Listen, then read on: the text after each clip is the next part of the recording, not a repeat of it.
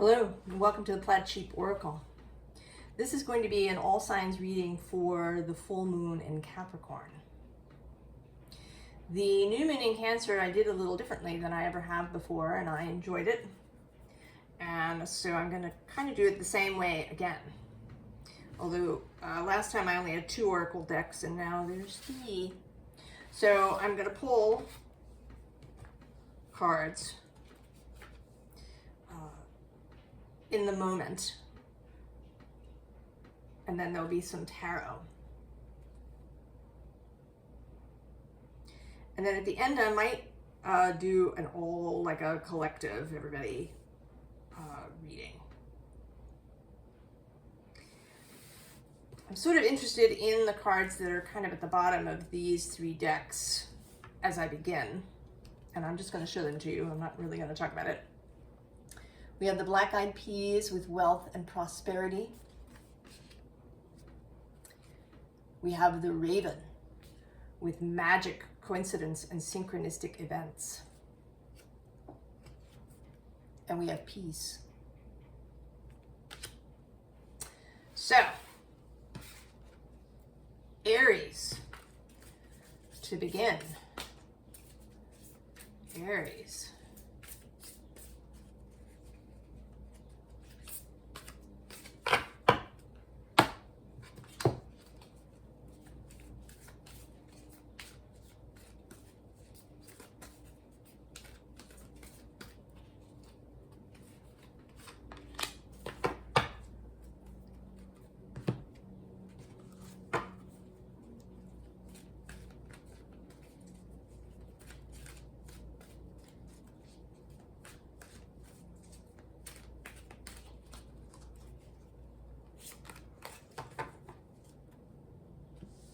Oh, interesting. So, I'm going to show you the undersides.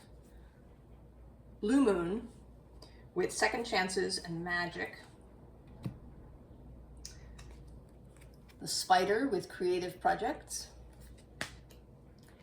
And then the blue moon again with the unexpected. So clearly something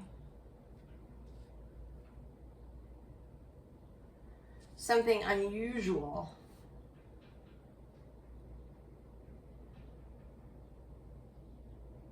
something that has maybe never happened before, or something that is very rare, certainly something very unexpected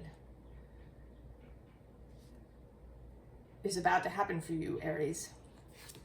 We have wild violet, self-actualization, individuality, protection, and the flower moon blossoming.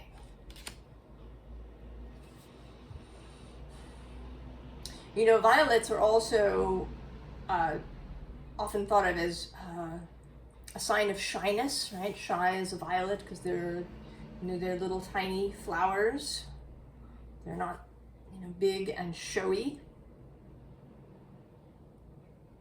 And this seems to me, you know, I don't think of Aries as being shy, particularly, but it may be that you have been creating something. And that it's new for you. And you've been a little shy about releasing it into the world. But now you're going to feel protected. You're going to feel like you're ready to blossom. You know, here, right, if you know, maybe even learning an instrument, and you're going to play it in public for the first time. And I'm now seeing these 2 women as witnessing you. Right? They are an audience. Witnessing. And they seem enchanted by what they're witnessing. There is below this this release card, and also beauty. What's hiding under this blue moon? Oh yeah, vanity set, self-awareness and clarity. So knowing that you're ready to go public, knowing that this thing that you're creating is beautiful, having confidence. Let's see what else what tarot wants to add. And certainly Capricorn, you know, it does sit square Aries. There can be a tricky energy between those two signs. You know, one, you know, is a sign of probity and perhaps caution, you know, making sure that everything is lined up before it's ready to go, whereas Aries is, you know, out the door. But they also have a lot of things in common. Mars is exalted. He's an honored guest in Capricorn. There is, right, the sense of let's go, let's do it, that both signs have. The Emperor in Tarot is associated with Aries, but I tend to think of him as more Capricorn-y. You know, a true Emperor is not as spontaneous generally as Aries. I think he has a lot of Capricorn in him, this kind of stable rulership. So I think that Aries and Capricorn work very well together.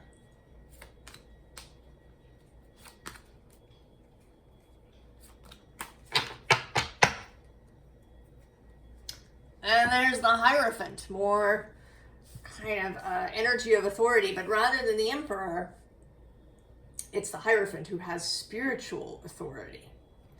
Who's underneath? Oh, yeah, see, victory, 6 of Wands. The Magician, making his, whatever it is he's making. 4 of Swords, a kind of period of focus. The Queen of Swords, this release. And then the Ace of Wands. So, yes, Aries, you are acquiring the confidence and self-authority to proceed with whatever this project is, whatever this creative project is. Oh yeah, look at that, the Emperor's right below.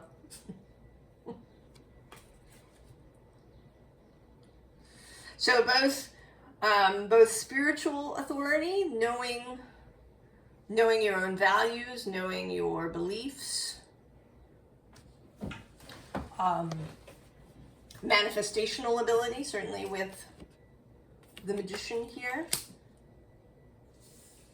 creational confidence,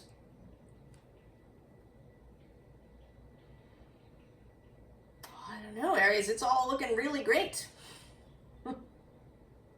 I hope you're feeling it, and that you feel this energy of getting ready to go.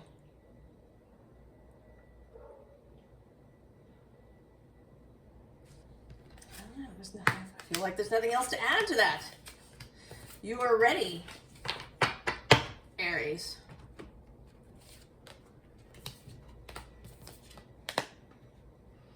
All right, Taurus.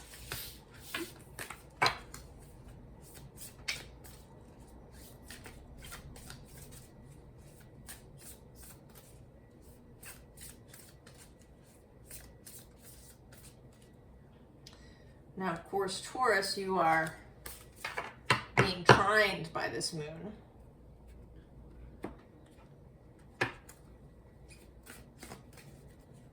That's an easy flow of energy. Now,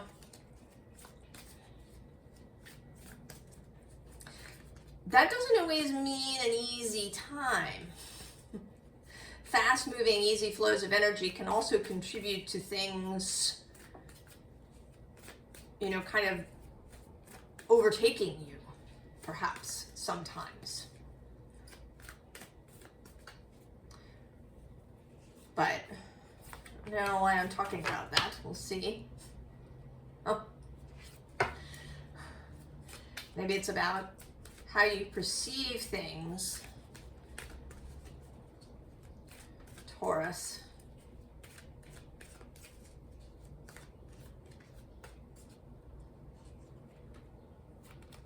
I don't know why I want to turn that over. So the bottoms here are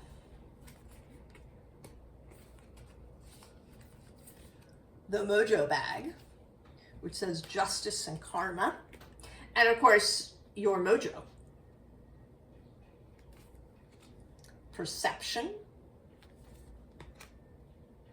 and interestingly, right underneath we have the cow. You know, there's a tarot channel I enjoy watching called the Scorched Earth Tarot. Carrie is the reader there, and she was doing some of her Taurus readings in the last several years. At some point she was telling Taurus, you are not the cow, you are the bull. But I kind of want to say that you can be both.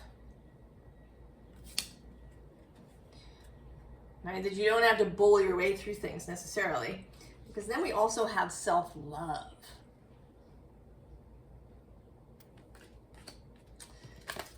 We have blackberries, agency, independence.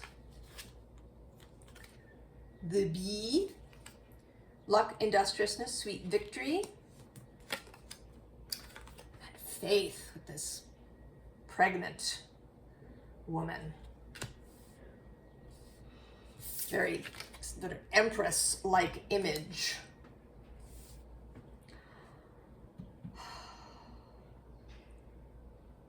I want to say that you are understanding, maybe for the first time, that it's not all about work, not all about industriousness, not all about bullying your way through things.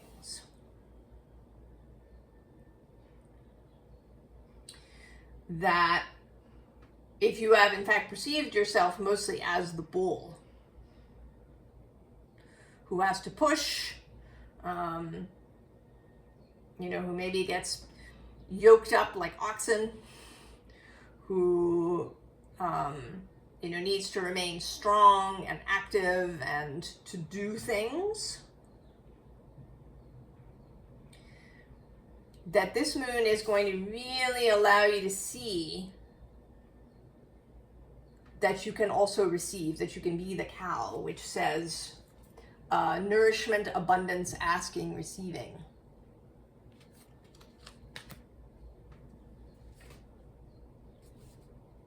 That you can ask for help, that you can just receive help. I mean, that you can just allow yourself to be in a vibration where you don't even have to ask. It'll just show up and you can receive it.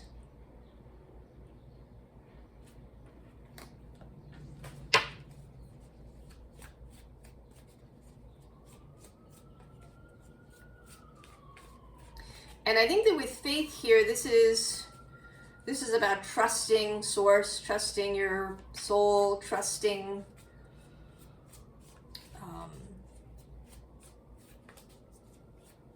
life to be there for you, to allow you to have this sweet victory, that you can surrender, that you don't always have to bull your way through things.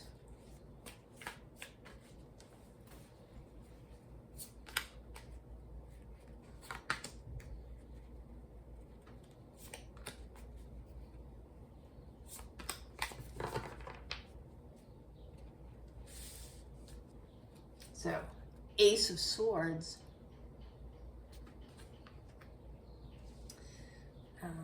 I just published a pick a card about new beginnings, where the sword, the Ace of Swords, was kind of a significant inspiration. Oh yeah, and there's the World on the bottom.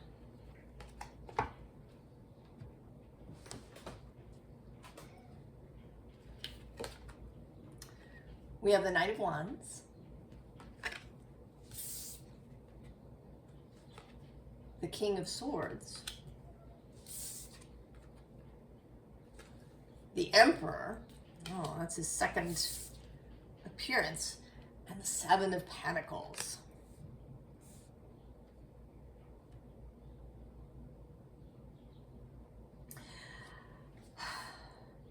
I mean, this really seems like letting somebody else be the emperor. Right? That this Ace of Swords is being delivered by the Knight of Wands, who is a very free-spirited kind of knight. Right? To give you this sword. And that you allow somebody else to be the emperor. Maybe you allow the Emperor, the Emperor is a major arcana card. Right? The big archetype. The universal forces. And then the Seven of Pentacles, which is about, can be about work, right? Continuing to do the work. But I want to say that this person is picking flowers that they did not plant, or at least that they did not cultivate, right? That they planted the seeds, and then they allowed the earth to create flowers out of the seeds. They trusted that the seeds would grow into flowers, and then they go and pick the flowers. So they're not out there every day, mulching and fertilizing and weeding and doing all these things.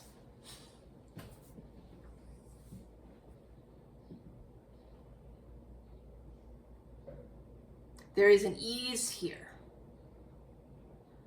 of letting somebody else do the heavy lifting.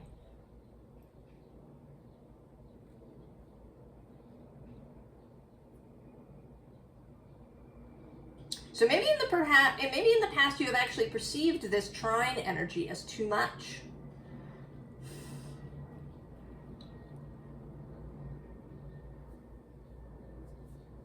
That you've had the sense that it's moving too fast. Right? This Knight of Wands, rapid energy. And maybe, right, Uranus has moved out of Taurus. He's going to be back in November for a few months. But it may be that this ease suddenly allows you to, right, to lean back and allow the goodness to wash over you. Oh, Taurus.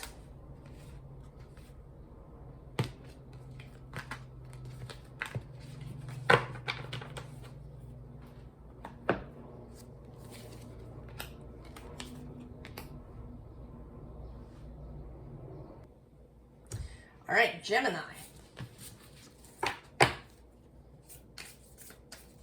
Gemini. How are you feeling, Gemini? Uranus is there, although only until November 7th, and then he slips back out into Taurus until April 26th of 2026.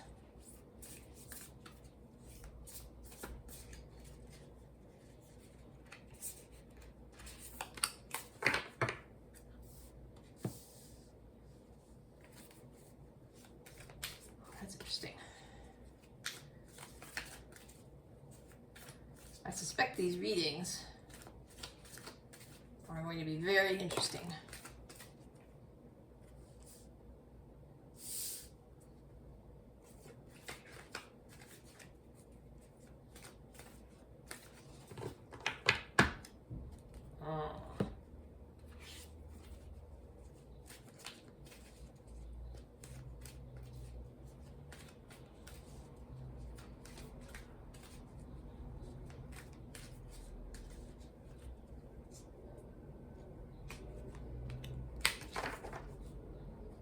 Huh.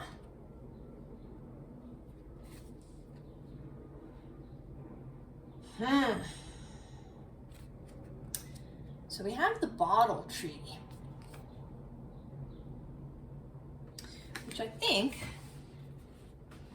I'm going to read it out of the book so that I get it right.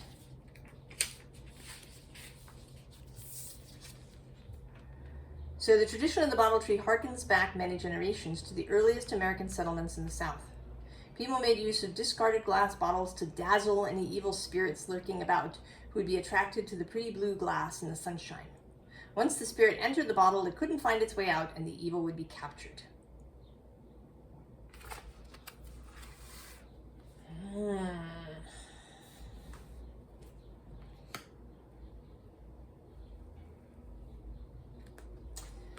And then love. And this boundaries card.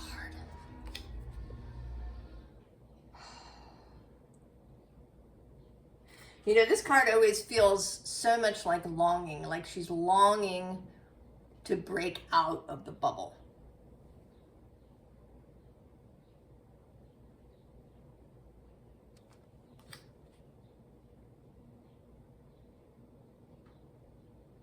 Oh yeah, see right below that is pleasure.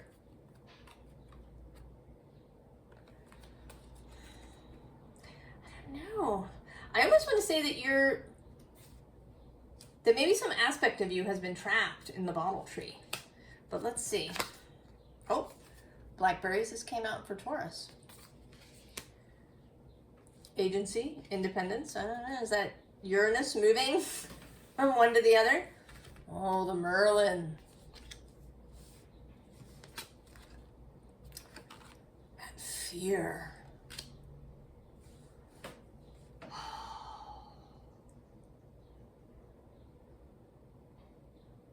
There's a longing here, Gemini.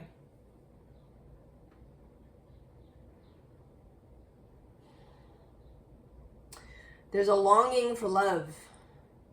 And I think it could be either specifically, right, somebody that you love or to have, you know, romantic love.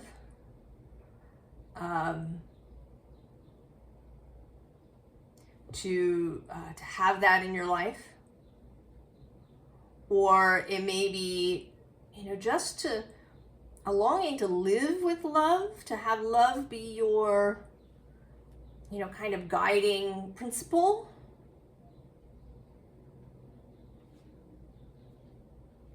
To do the thing you love, and you feel, right, there's fear about breaking this boundary. But Uranus is there. He is the breaker of boundaries.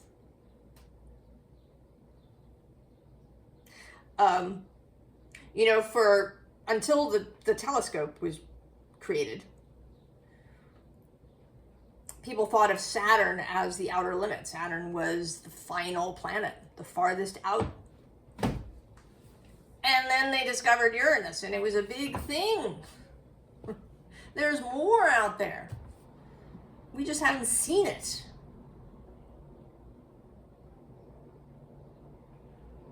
That boundary, he is the boundary breaker.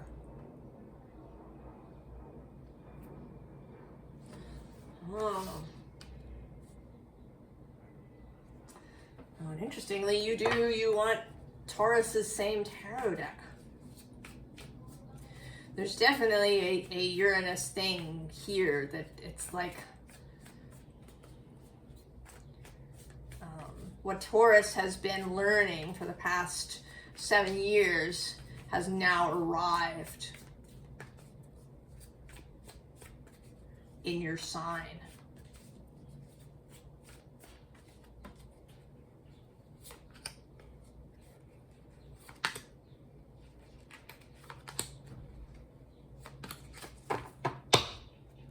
Oh yeah, 5 of Swords on the bottom. Who's on the underside? The Tower.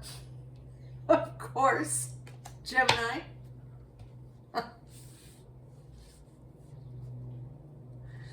So this is the first full moon post this move.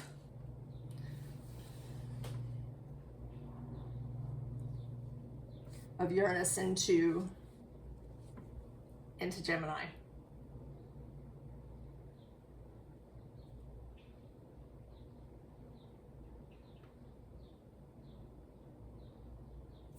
Who's under there? Oh, yeah, here you are, the Knight of Swords and the Lovers. Oh, the Empress. Venus is moving through your sign now. Page of Pentacles. Strength. And the King of Pentacles. Oh, Gemini.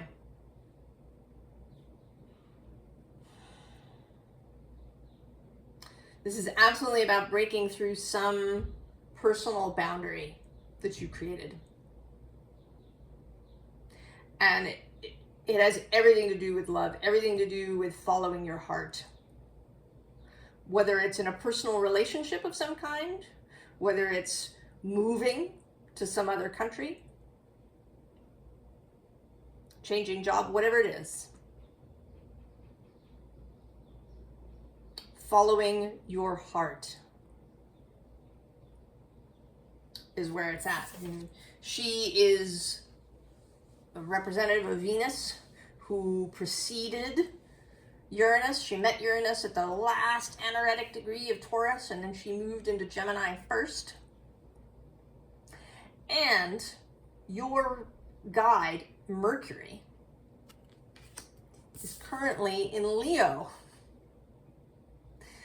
He's about to turn retrograde. He's going to move back and forth through Leo. This sign of creativity and the heart. Right? Leo is the home of the sun. The shining out.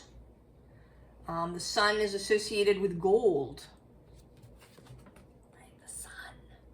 Down here, even in your fear. And the biggest quantity of gold in the human body is in the heart.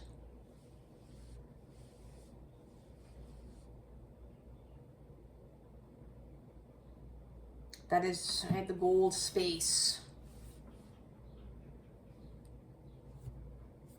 And then there's the King of Pentacles. It really feels like Taurus is sort of handing you this authority that Taurus has, quite a lot of. They're associated with both the King of Pentacles and the Hierophant. So both this worldly and this spiritual authority. And also they're associated with Empress because of Venus. So you're being handed this authority that will help you with your fear around following your heart.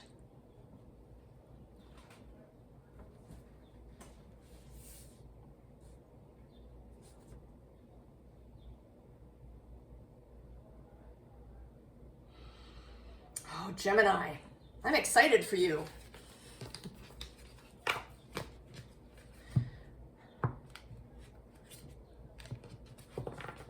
I'm excited for you. I hope you're excited for you.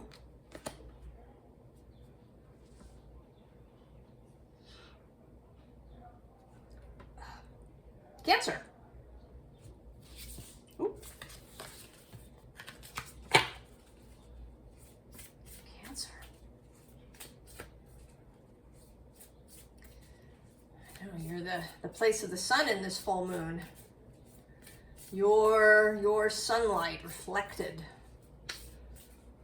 on the Capricorn moon.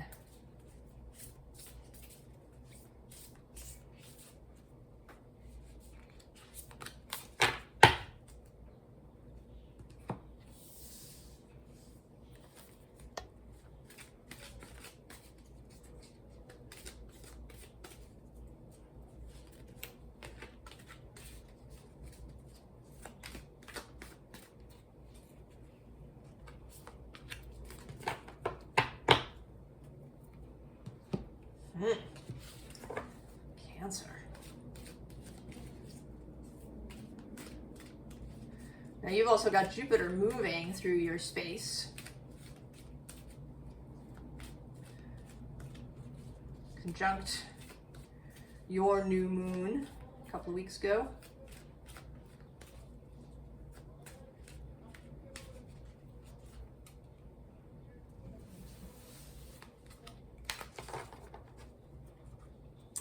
Oh, interesting. So, on the bottoms we have the cicada, metamorphosis and life cycle. And the owl with deception and wisdom. And then this unexpected card, which came out in Aries reading, as well as the Queen of the Moon herself, with sovereignty.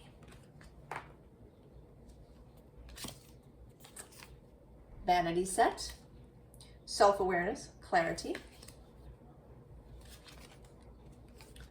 movement, and peace.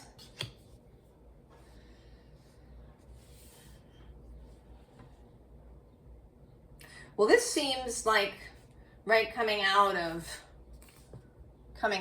the cocoon, finishing, completing,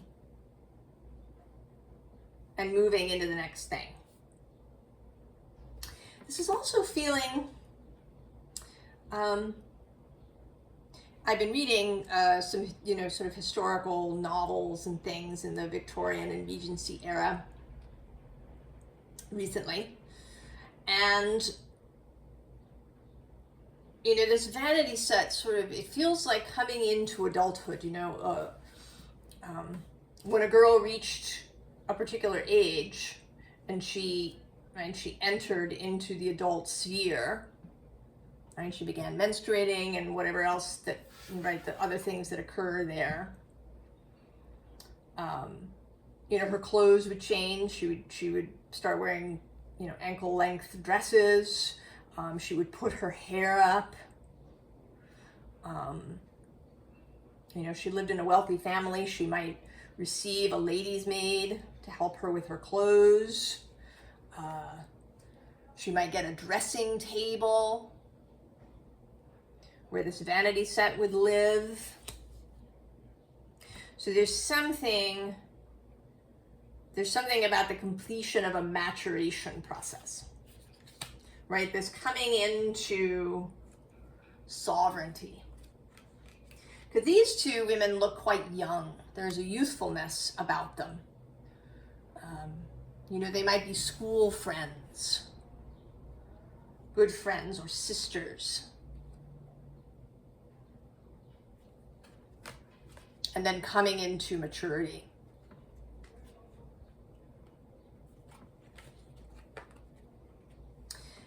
Into wisdom. Maybe also seeing, with deception and wisdom, seeing things with greater subtlety. I think that's one of the gifts of adulthood, is subtlety. And also a sense of peace. Coming into a sense of peace. Oh, Cancer.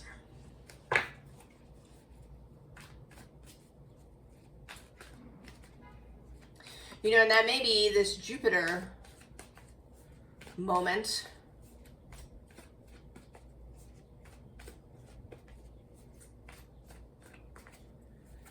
That it occurred in your sign. Generally, when a planet meets the sun, it's thought of as a new synodic cycle. And of course, it happens every year, right? The sun conjuncts the planets once a year at least, and Mercury several times. And it is happening in your sign, and I'm seeing right now that this vanity set is 28, and this piece is 28.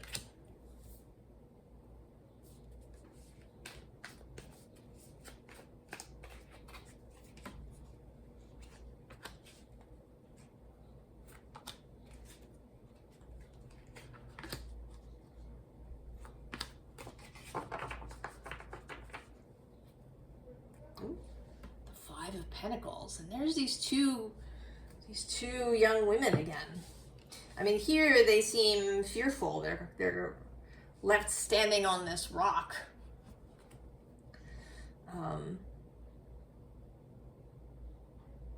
Holding on to each other. But below them is the Fool and the Queen of Wands.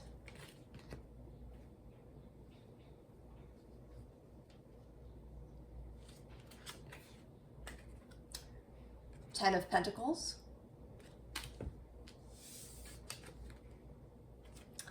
Page of Cups.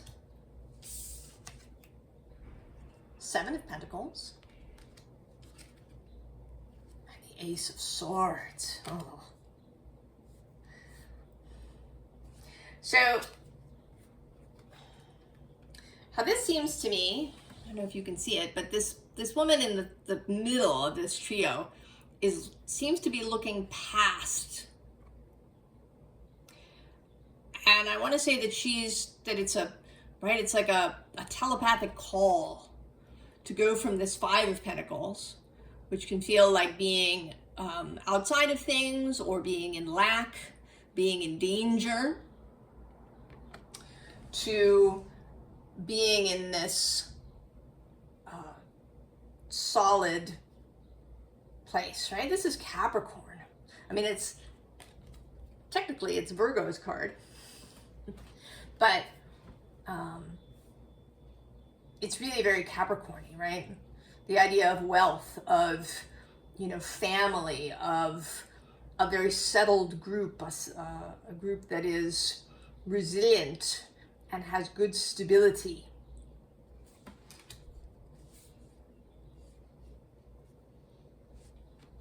We see who is on the bottom? Oh, the Queen of Swords.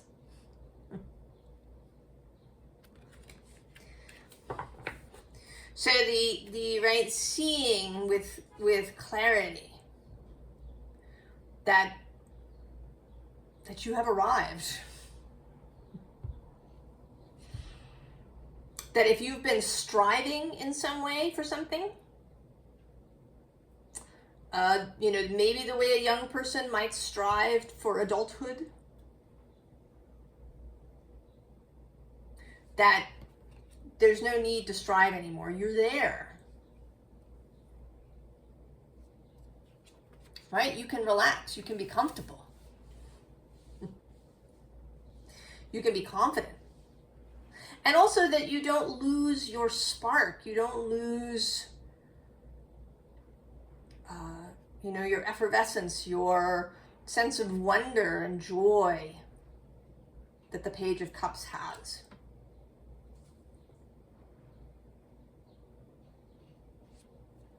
That everything is happening as it should. It's happening in the right time. Everything is coming to fruition. Everything is ripening in the right way and at the right moment. And then maybe this is the ace, the realization, the understanding that this is true. And that it then opens your mind. It allows you to go places where you haven't gone before, right? Having this peace of mind, that you don't have to continue striving.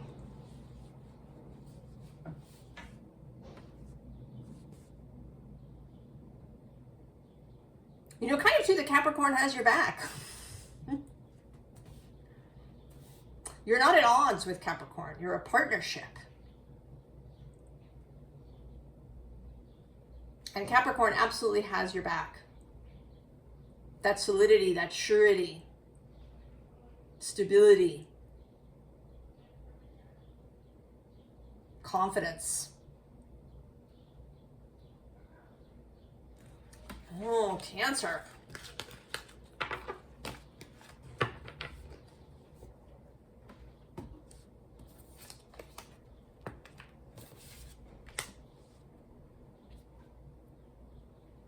Leo.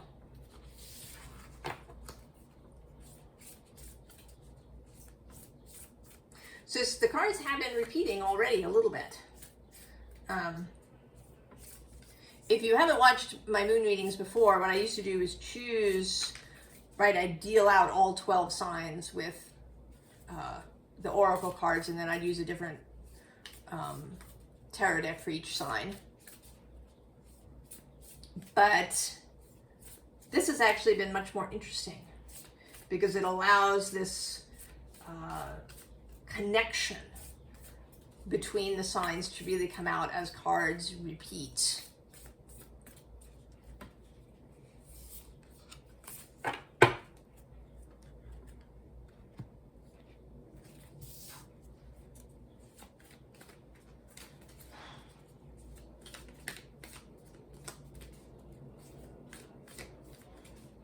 Now you, Leo, I am going to mention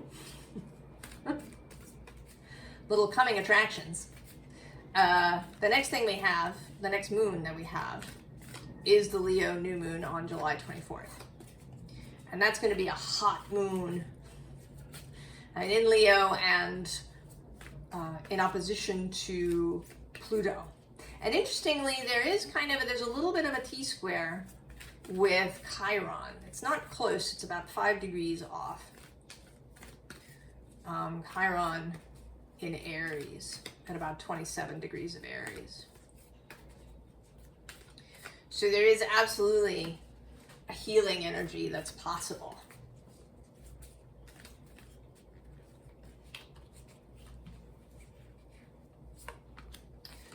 And I think you're going to be at the forefront of that, Leo. So we'll see. I kind of see perhaps a little thing forming already.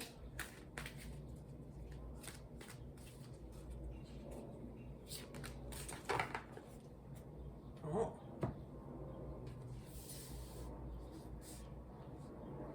So we have this nest of wasps, which interestingly in this deck is teamwork and order. So the wasps, you know, just as orderly insects. The queen, oh, and right below that is the Lady of the Lake. The the pick a card that I just did has sort of been showing up. And then we have the Queen of the Moon. She was just showed her face in Cancer's reading. So there's these two queens here. A sense of leadership. Queen of the Hive. Oh, Vanity set again. For the third time. Self-awareness, clarity. The Raven. Magic, coincidence, synchronistic events. Oh, and patience. Well, Leo, you knew you are actually your fixed sign. And you can be very good at patience, at holding your ground. At being persistent. And what it seems like here is that we're waiting for this moon to come into the center.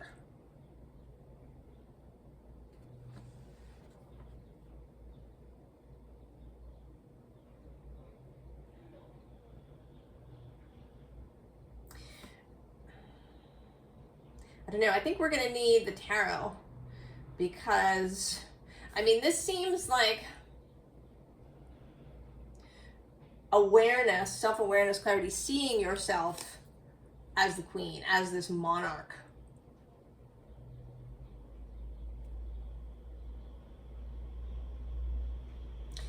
And that's something that you're just waiting for something to click into place.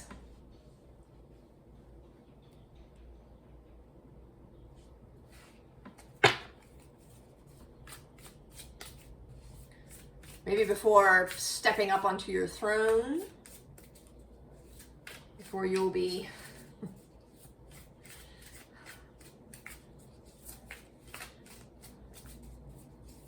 And that as this thing starts to happen, that there are going to be some synchronistic events. I mean, here we have 13, which is 4 and 4, and then 5. And here we have 28, which is 10 and 10, and then 9.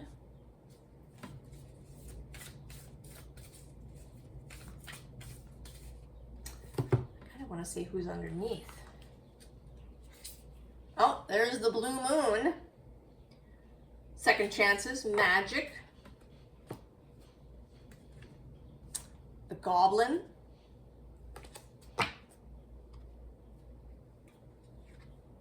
And the blossoming. And 2 of those came out in the Aries reading, not the goblin.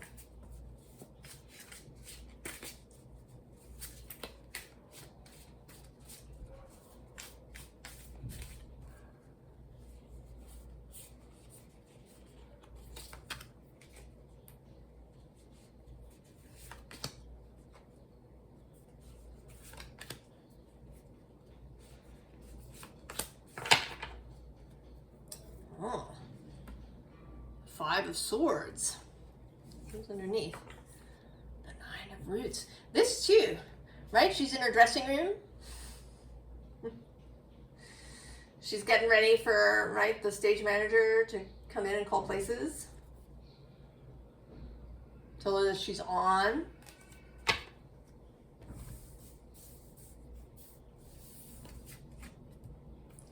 Knight of Jazz. The Wheel of Fortune. The Page of Jazz. And upside down is the Hanged Man. Oh yeah, Leo. You are just waiting for your moment. And it seems like maybe some of it might be, we have this 5 of Swords and the 6 of Swords. That maybe there's something going on around you. And you're waiting, you're kind of waiting for it to, not necessarily to resolve, but for the moment when you leave.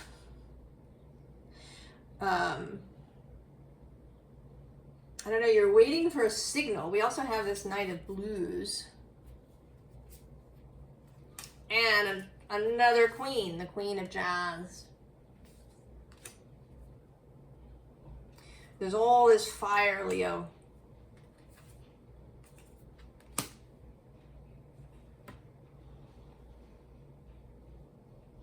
You're just waiting to step into your monarchy. You're ready to step on stage.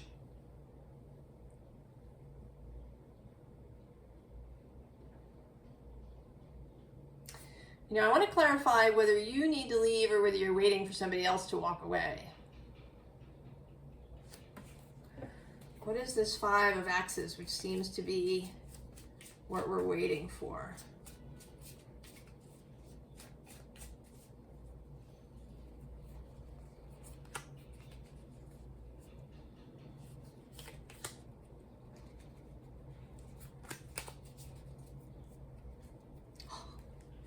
Devil on the bottom.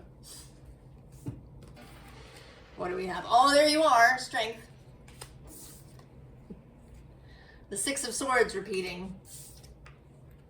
And the Ace of Swords. So you are the one who's walking away. You are walking away from the devil. Maybe you've been in an argument. Maybe you've been struggling with somebody or maybe with something. Maybe you've been even struggling with something in your own mind. It's on the bottom. Oh yeah, there's the Knight of Swords. So it may be that you have been struggling with something in your own mind. Maybe you've been resisting this call. Maybe the stage manager has come in several times and told you, you know, it's half hour, 15 minutes, 5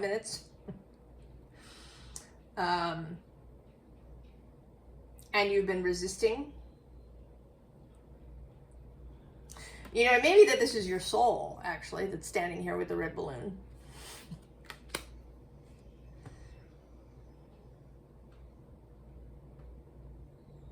Your soul and your heart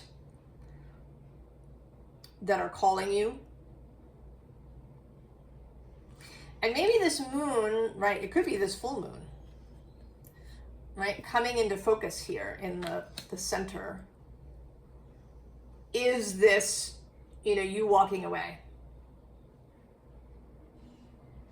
from some sort of mental thing, whether it's an argument with another human being or with a system, or maybe it's all in your own head. I think it's largely in your own head, right? Belief systems, things that, you know, you believe are true or have to happen.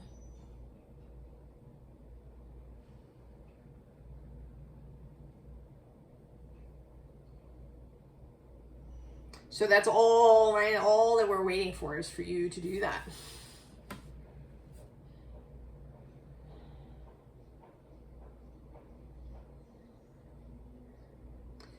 And I think you can just do it. And it may be, I mean, it may be that the new moon in Leo will really bring it home for you. But that this full moon in Capricorn, because, right, it's Capricorn is this stable, solid energy. That may give you some courage as well.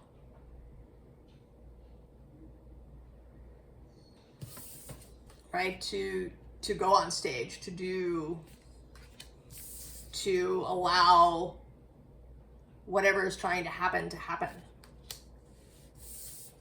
and to embrace it, right, as this page of jazz. And that it, you know, I kind of want to say that this is not you thinking differently. This is what will occur. That when you step out on stage, that when you accept your queendom, your monarchy,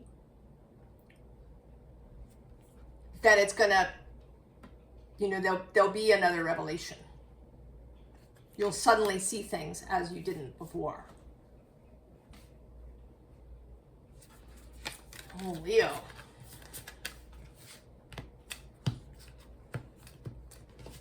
I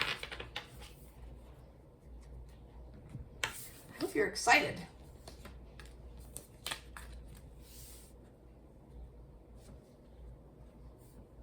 Virgo.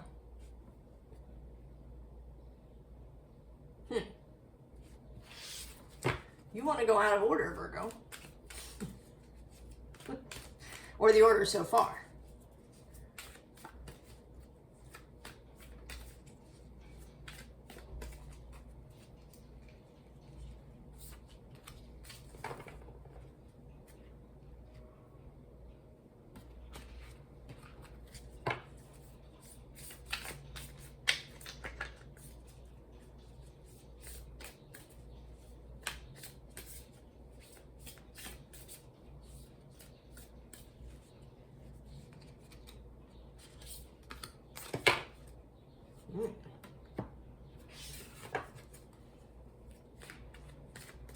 Virgo. I don't know where you're going with this. This moon is, of course, trine your sign, earth to earth.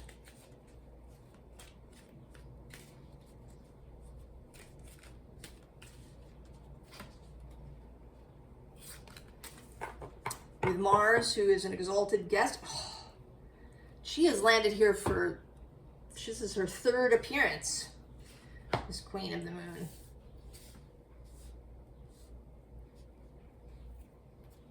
Oh, I suppose I should start here with the Deer. Gentleness, diplomacy. The Horseshoe. Luck, chance. And the Queen of the Moon with sovereignty.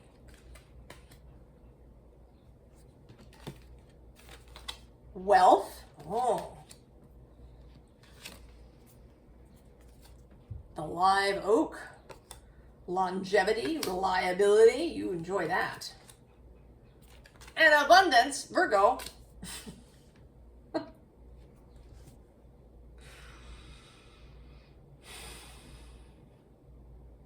Well, it seems like something's coming in for you. That there's going to be some lucky chance, some lucky event. Or, you know, just a whole, you know, like a tap turning on.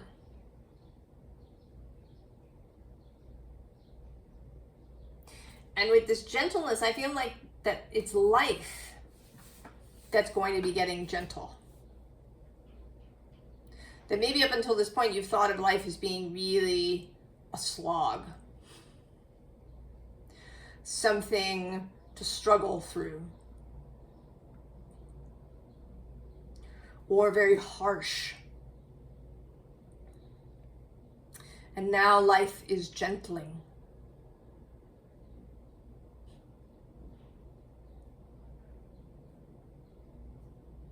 That this moon will gentle life's condition.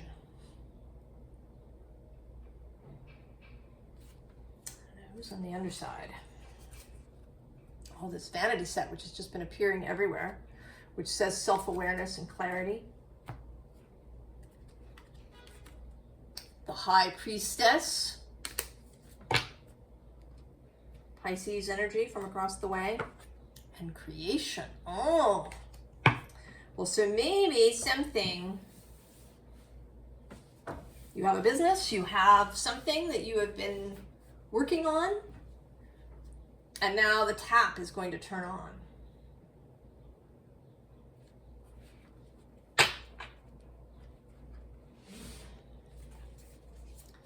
Virgo.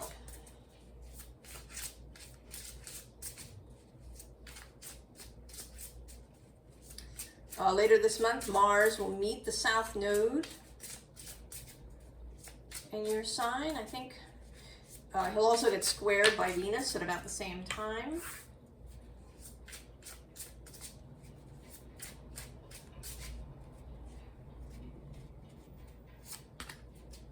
That may be significant. It's around the 17th, 18th, 19th of July. Oh, the 8 of Portals. Who's underneath? The 10 of Saucers. That's the 10 of Pentacles. Wealth, Virgo. What was this that popped out? Oh, the Skeptic of Portals.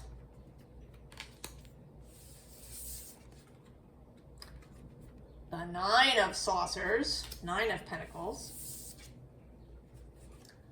The Hunter of Saucers is your card, the Knight of Pentacles. And the Puka.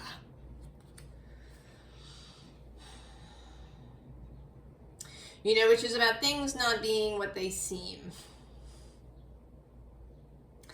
The Puka appears in the Fairies Oracle deck as the Pook.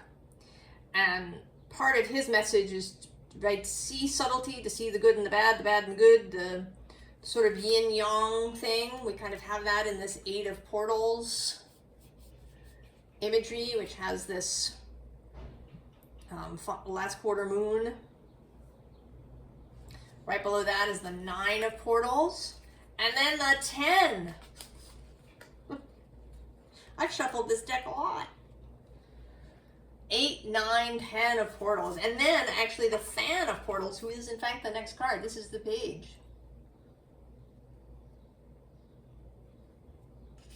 So this is the completion of a process. Who's underneath? Oh, right, the 10 of Saucers, and next to that, 4 of Ghosts, 4 of Swords.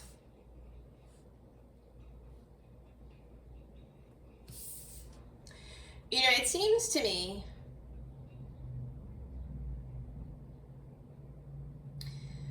that some of this has been happening. You know, this is the King of Cups in this deck, but You know, she has this portal opening up right behind her head. There's this, you know, thing happening over to the side, and she's just not seeing it. So it seems to me that you were maybe disbelieving, you know, that you did think that life had to be a slog. But there's something about this moon. There's something about this moon that's going to allow you to see the portal.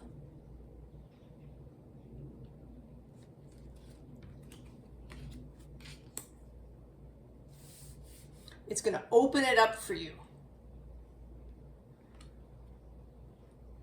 So as you see not just the portal, but all of the saucers coming in. Right, including this one that's going to come in right over your head for you.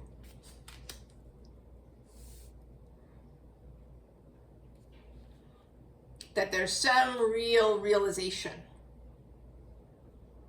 that's happening.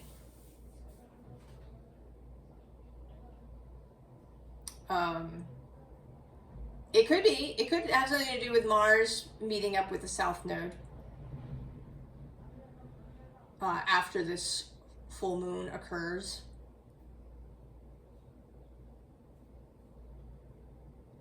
And Venus also passing through Gemini, which is, although Gemini squares your sign, you have Mercury in common. And he's doing this retrograde this month into August in Leo.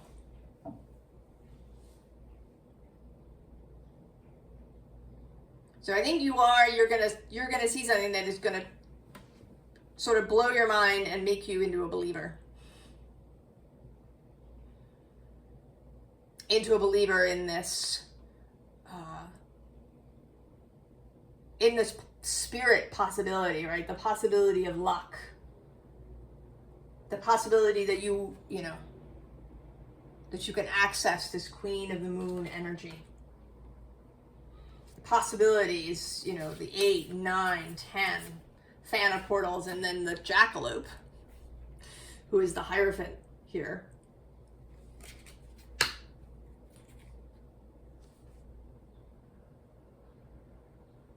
So there's something about this full moon that's going to open the door to that, and maybe it completes when Mars meets the South Node, perhaps, or it may have nothing to do with that.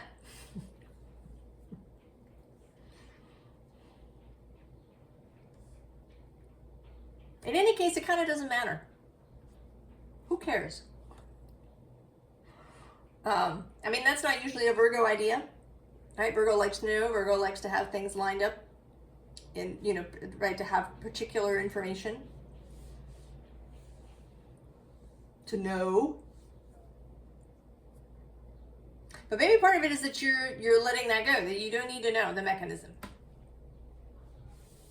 I mean, maybe something makes no sense at all logically. You know, I don't know, something you made went viral and there was no logical reason for it that you can see. And maybe the answer to that is that there is no logic. Right? It's the universe answering your desire. Because you created an opening. Just enough, right? Just enough.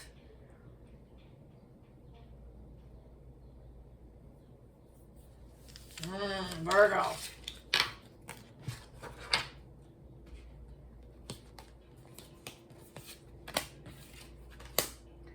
Exciting. Libra.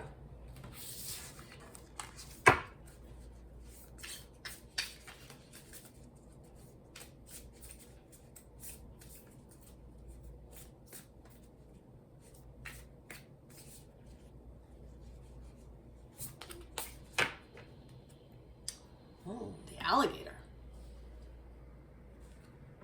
Silence, introspection.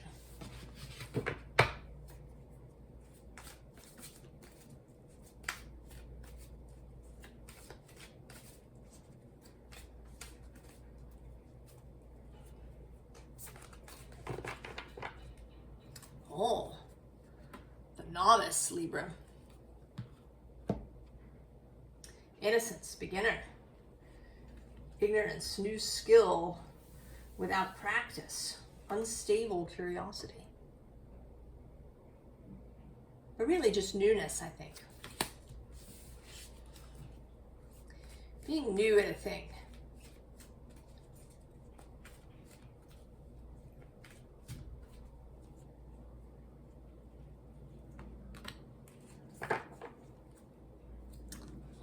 Creation.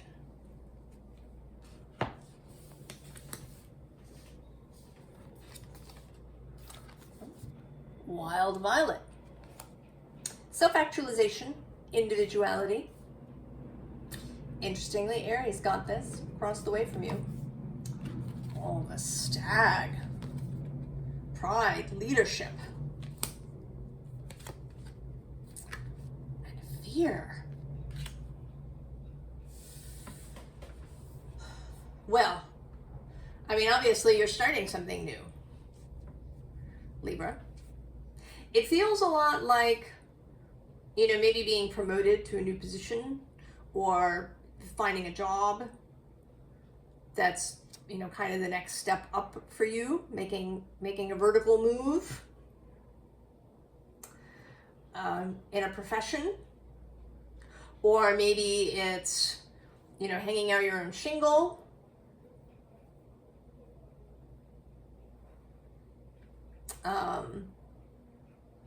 Or if it's, you know, maybe if you already had your own business that now you're hiring people with this leadership component.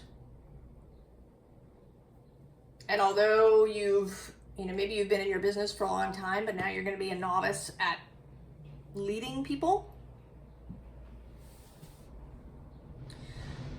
And then maybe you're a little shy about it. There's some fear associated with this. You know, with the alligator, what I'm sort of thinking is that maybe you've been used to being in the background, you know, kind of being submerged, doing your thing sub rosa. And now, you know, you're going to be standing up on this peak. And that's scary.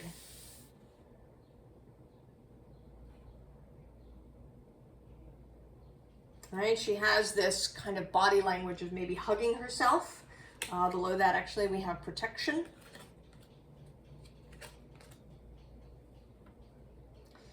Let's see what else Tarot has to say about it, Libra. Certainly a full moon in Capricorn might be an energy of receiving a promotion, of right, a culmination of work that you've been doing. You've been doing really great stuff. Somebody's noticed.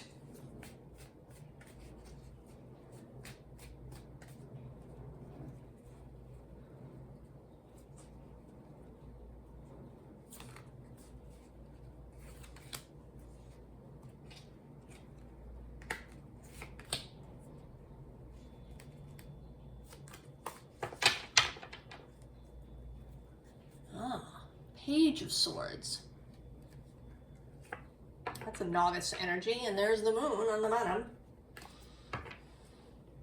So it's fear of the unknown, really. How's it gonna go? Two of Swords. The Hierophant. The Four of Cups. Four of Pentacles. Oh, Libra. Who's under the page? Ah. The Queen of Pentacles and the Queen of Cups.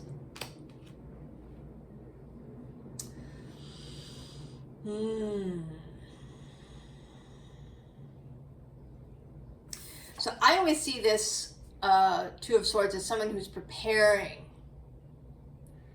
Right, it's a, you know, maybe a final ritual, a final prayer, a final preparation for stepping out into something.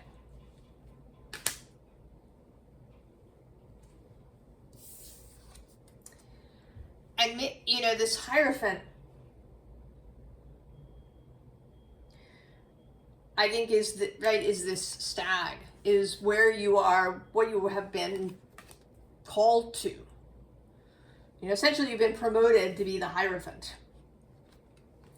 And you are really resisting this, Libra.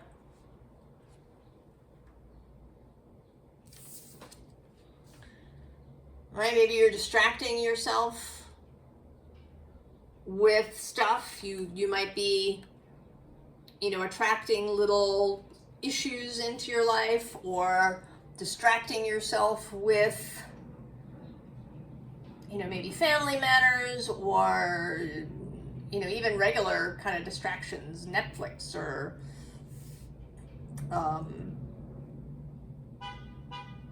you know, chores around the house, or, right, there's something.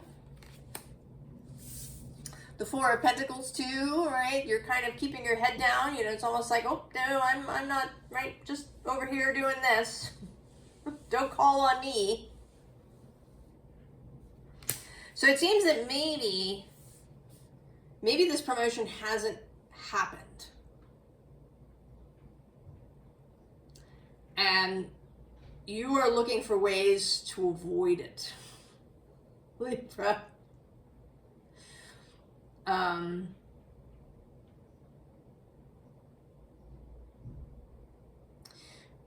But I think the answer here is to, well, of course, to accept this authority is the suggestion, the invitation. And I don't think there isn't really a trick to it. You just have to do it. I don't know. I asked for clarification in a different reading. Let's see, what is there some bit of advice beyond just do it that we can give Libra?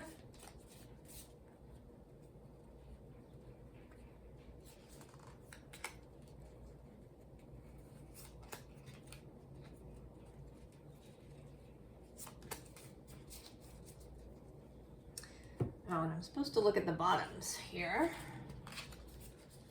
It's here. Oh, the dog. Loyalty and belonging.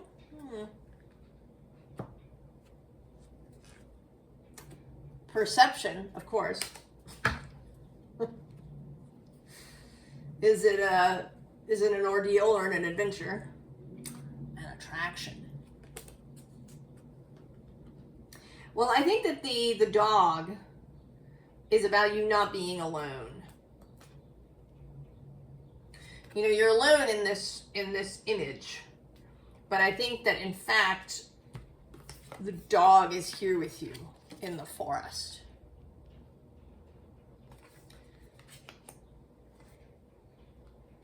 And I think the dog can represent, you know, your own heart, your own soul, your non-physical fellowship, as well as friends and family. Oh yeah, see on the bottom of this deck we have the Emperor coming from across the way in Aries. Oh, and the Ace of Pentacles. And then here we have the Nine of Pentacles, which is, right, is this confidence, sovereignty, really being in command of physical reality. Seven of Wands, Three of Pentacles, and the Hangman. So, yes, you got to come out from this often looks like a bubble to me, right? She's in a bubble. You got to come out of the bubble. I mean, you may be thinking, right, of all these wands as enemies, but they're not. They're actually collaborators. And you just need to see it. I want to say not even see it differently, but see it clearly. See it as it is. See it that it is not an ordeal. That, yeah, you're not, you know, you're not perfect. You're not an expert at whatever it is. You're a beginner. But you're not alone. You don't have to figure it all out yourself. You don't have to be perfect. You don't have to make everybody happy. You don't have to, You know, if you're moving in to be the leader of a new team, you know, it's not, right? You don't have to make it good for everybody. Everybody is there. You're a team. You work together.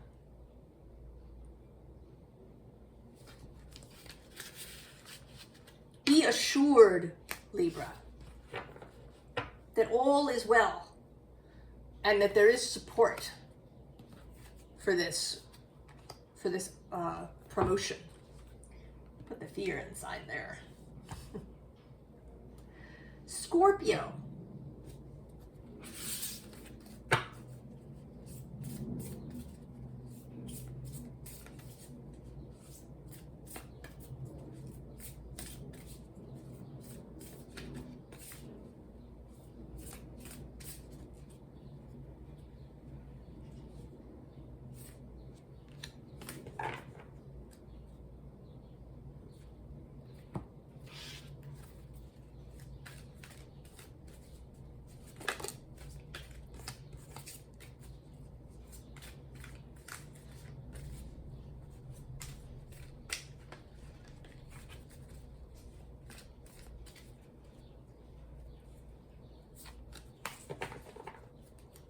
Oh.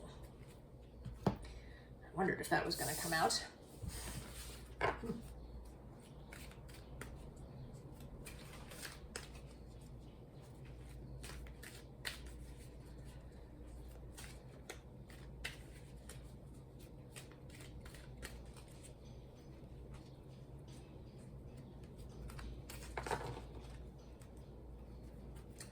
All right. Well, Scorpio.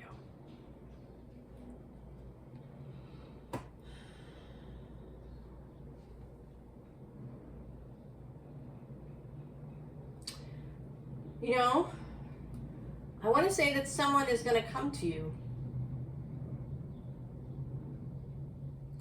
Someone in need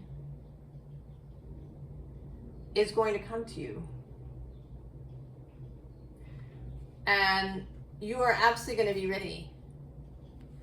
You know, I see this as, you know, that someone will come and you'll offer them a cup of coffee or a cup of tea. Right? They need to unburden themselves. And they're going to come to you, Scorpio, to unburden themselves. Oh, look at that. Under the trust is burden and joy below that. Scorpio.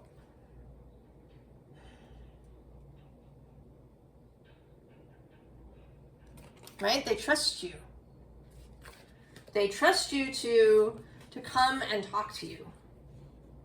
And you are really going to listen. Maybe you will actually hold their hand.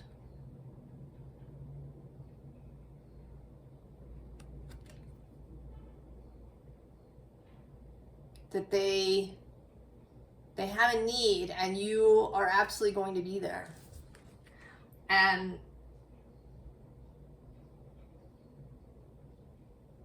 that it will change everything, this ability to hold them. And you're not gonna, go down the dark rabbit hole with them. You are gonna maintain the energy of joy. Right? They will rise like, right, the steam rises. Oh, hurricane lamp, yes. Keeping a lamp in the window. The dragon. Power and strength. Oh, Scorpio, yes. You are the dragon. You have power, you have strength, you have wisdom. You have magic. and you keep a light in the window that, you know, these people who are carrying burdens can come to you. And I don't know, you know, this doesn't feel like a job, like you have a profession as a therapist or, you know, a reader or something. This feels like moving into a vocation, into a calling, you know, into being the person in the community that everyone knows they can go to, and that you will listen. Scorpio.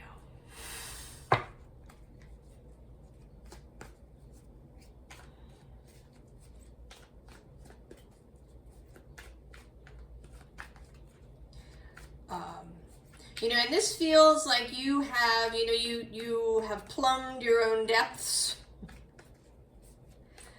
and now you have come out.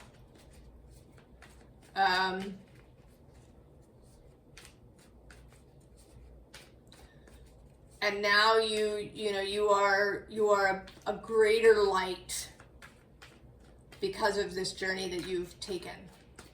I don't know if you've ever seen Bishop Desmond Tutu.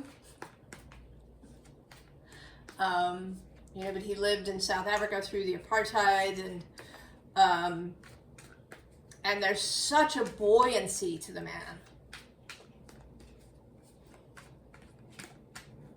And it's like that.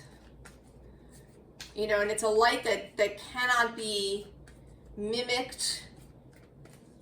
This light of having been in the darkness and seen it. And so now you can hold the light for other people.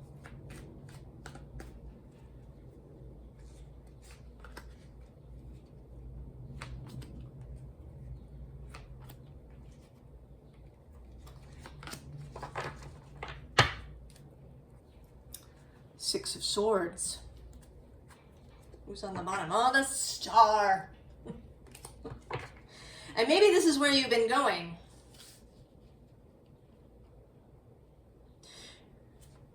In the Hermit card, it's often said that the light in the Hermit's lantern is the Star card. And so I want to say that you've reached your star, or you've understood that your star is here with you, that it's not in some far off place, that it has always been with you. And so you can now have that star to guide other people. And then maybe this is the place that you've always been going to.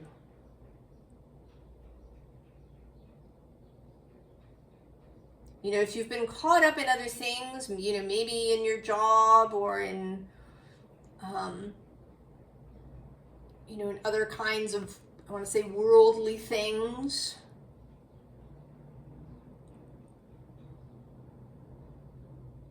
That you're steering differently now, right? She's steering by the moon.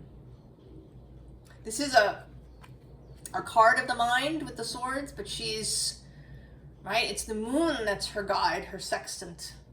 Oh yeah, below is the Ace of Cups. And who's on the bottom, did we say? Oh yes, the Star, and oh, look at that, the Devil. Well, he's also Capricorn, and he's, in fact, been facing me on a deck as I read. This moon is sextile Scorpio with the Sun trining, Jupiter trining. There he is, the Hermit and his light. The Two of Cups, there you are.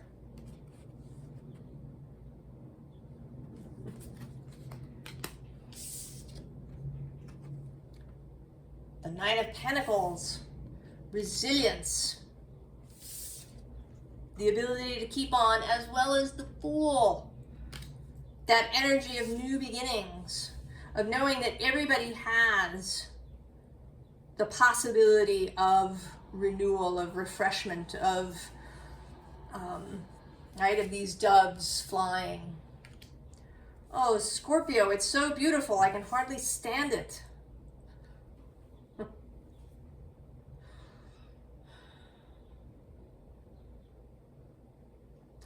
I hope that this feels good to you. That stepping into this role of the Star Keeper, of the wise dragon,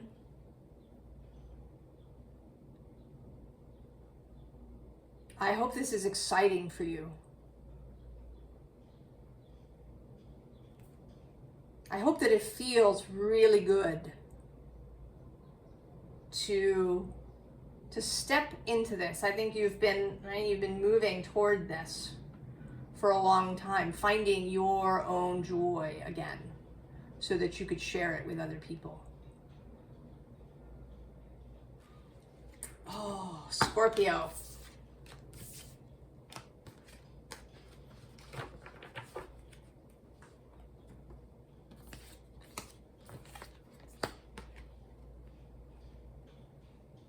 Sagittarius.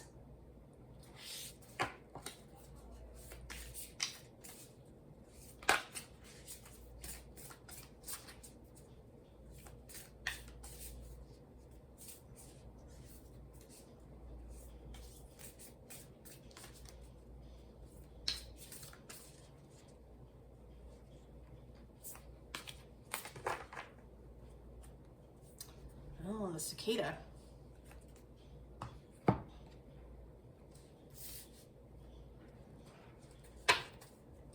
I think that came out for Cancer in that spot, which is interesting because Jupiter has just moved into Cancer a little while ago, and he is your guiding planet. And that came out for Cancer too, I think.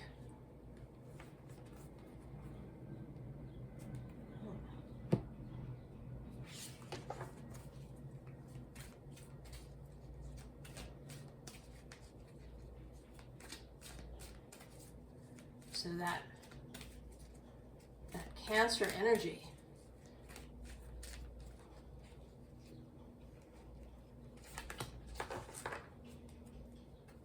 Oh, purity.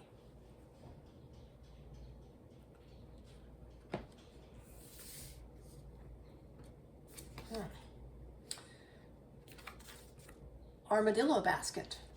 Grounding. Fierce protection. And then this owl with deception, wisdom, and surrender. Oh, Sagittarius. Along with letting go and this cicada energy of metamorphosis, life cycle.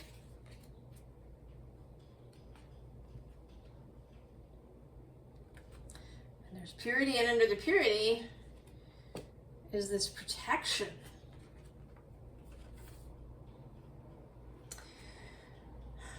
You know, it seems like both this, right, Jupiter's being in Cancer, and then this Capricorn full moon. You know, Capricorn is a protective energy, right? That energy of the parent, of the father.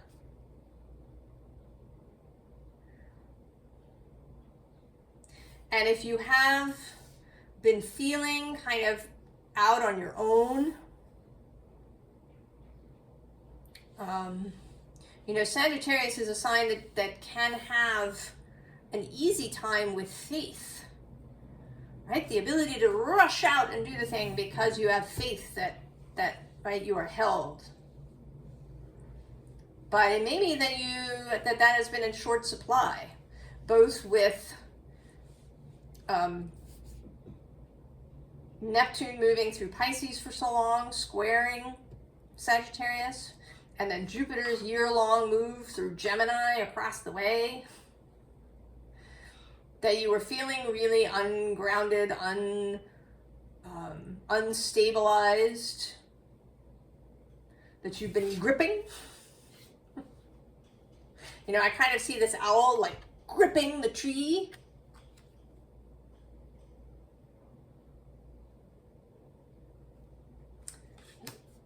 Pardon, I'm going to plug the phone in.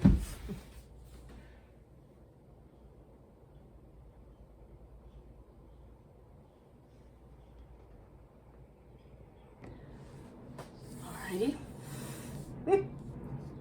So, maybe you've been feeling low energy too, and you needed to be plugged in.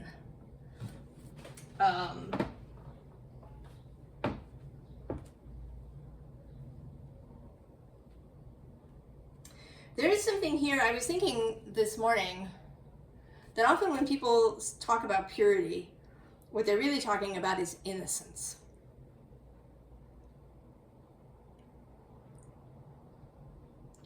So allowing innocence, you know, if you've been feeling, maybe you've been feeling jaded and world weary, that it's just been too much, even for Sagittarius. And that this moon, maybe both the Cancer new moon but this moon particularly, this full Capricorn moon, is really kind of allowing you to relax.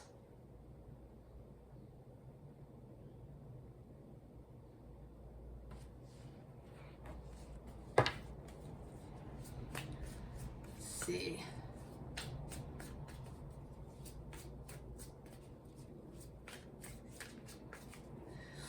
Interestingly, this is the tarot deck that came out for both Taurus and Gemini.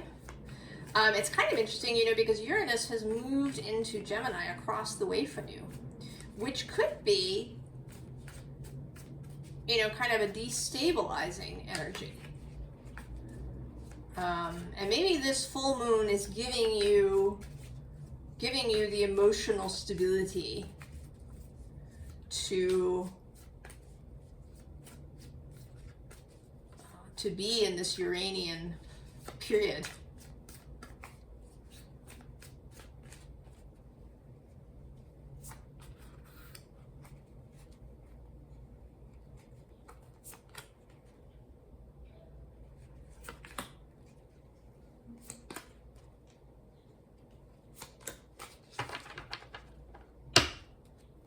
Oh yeah, Wheel of Fortune, that's Jupiter's card.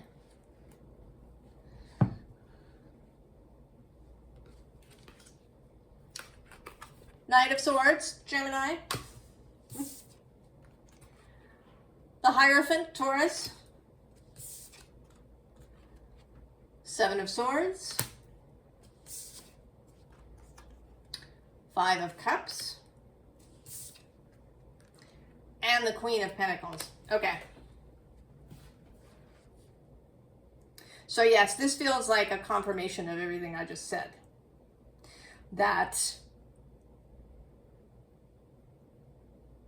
you've had there's been a lot of energy for you with things squaring and opposing, and soon Uranus is now opposing you, that it's a lot.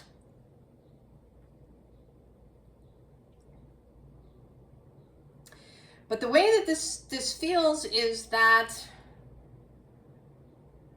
these other energies, Taurus, Gemini, Capricorn, are there to help you. That if you have felt alone, unmoored, this Seven of Swords, that's, you know, you just want to cut and run, or the Five of Cups, you want to curl up and hide under the blankets and not come out until it's all over.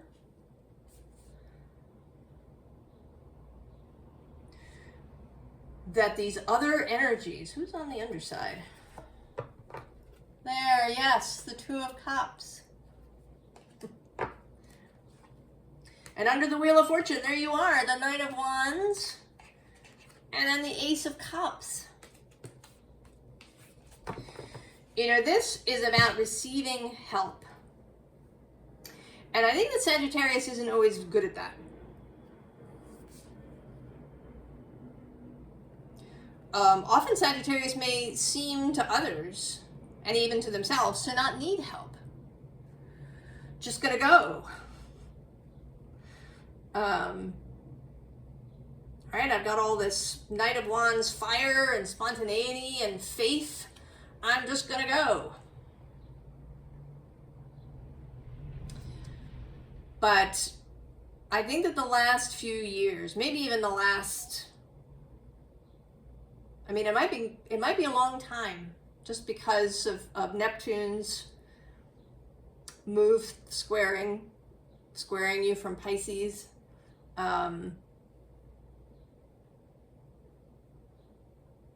It might be a long time that you have felt, or that it's, you know, it was kind of a rising wave where you felt more and more at sea. More and more, you know, having your faith tested, maybe losing your faith.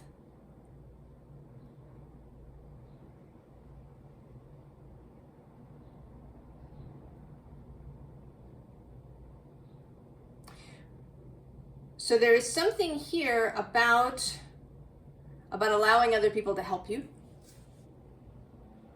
Maybe about asking for help. Being just, you know, having a vibration that is open to help. Because it's absolutely possible to sort of want help, or even, you know, kind of on the surface of your mind being open to it, but having a vibration that's still keeping people away. Did I look at the bottoms? Who's under here? Oh, the salamander. Infinity and reinvention, and an animal of fire. So reinvention. Birth, rebirth, Sagittarius.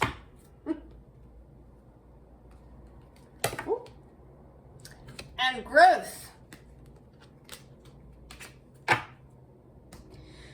And then the cicada. So this, I mean, this does seem like a maturing Sagittarius. Really coming into a mature adult outlook. The Knight of Wands can have a kind of teenage feeling to him. An impulsivity, a disregard, perhaps, occasionally, for things going on around him. And it seems like I have known Sagittarius energy in some people that has just moved fast through things. You know, there's been a lot of zeal, a lot of faith, a lot of huzzah energy, but not a lot of really paying attention to what's going on. And then maybe in these last years you have been forced into paying attention, and it brought you up short. And your impulse may have been to run away, to hide, to not see it, to close your eyes to it. You know, to say it doesn't matter to me, has nothing to do with me.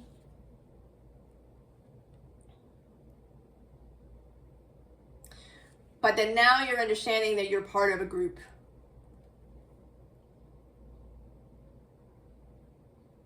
Right? You're not just a torchbearer who rides through like Paul Revere. You're actually there. You're part of the group. You have skin in the game.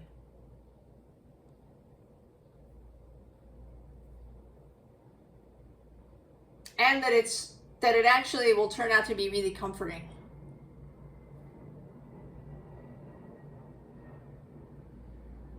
And that it's going to come in really useful as Uranus makes his way through Gemini, across the way from you.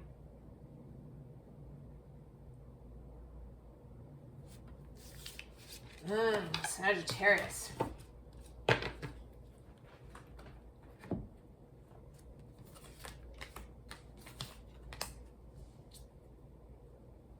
Gaining wisdom. Capricorn. We've been waiting for you. I'm very intrigued to see.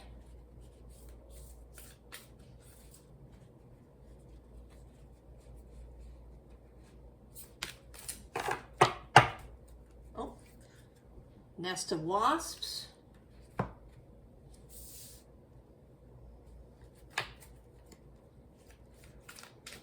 That interestingly came out in Libra, I think. Yes, in the Libra reading.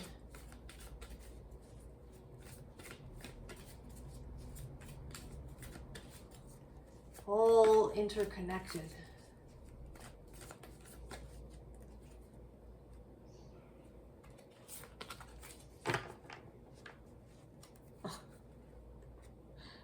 Trust. That came out in Scorpio.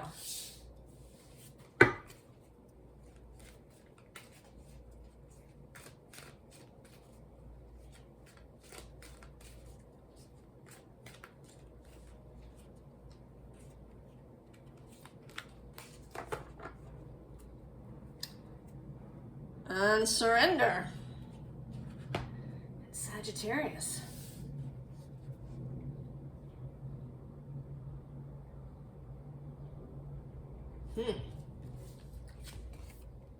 Oh.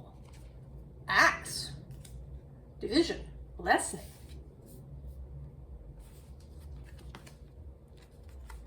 Letting go. Extremes. Capricorn.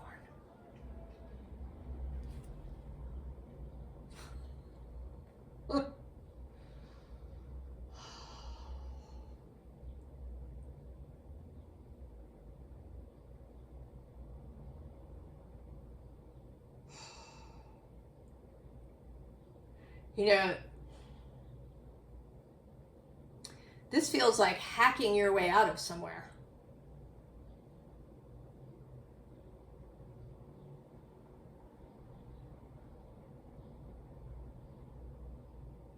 Like, you know, breaking through the door that has been keeping you. What's on the bottoms? Oh yeah, the abandoned plantation.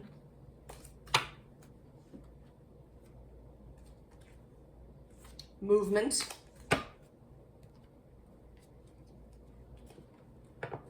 And realization with this keyhole. Yeah, you are breaking out of something, Capricorn. And you're doing it with decision and with force and energy. And I think you don't care who sees you.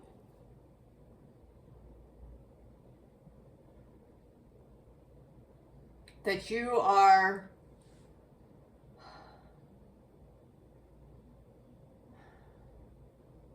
you know, what it seems like is being in a box where you couldn't feel anything.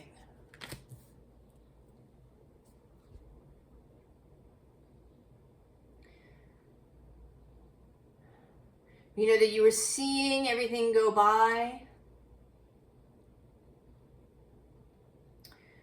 but you couldn't really feel it. It's like your feelings were dulled.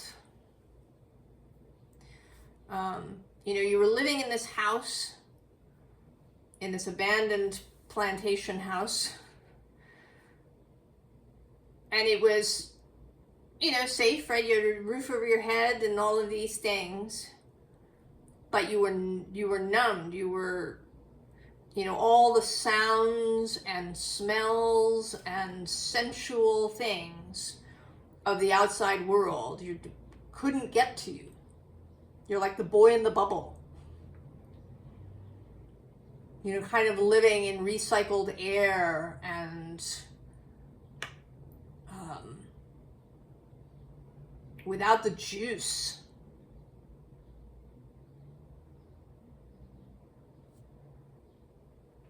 And now you are breaking out.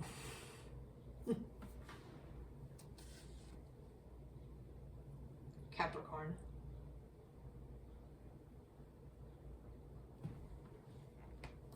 I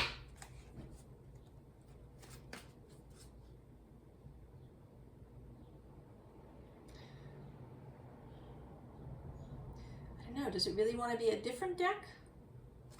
I think it does. A not pre-chosen deck, appropriately, Capricorn. choosing for yourself. So there's certainly a need for trust, that you can leave where you are.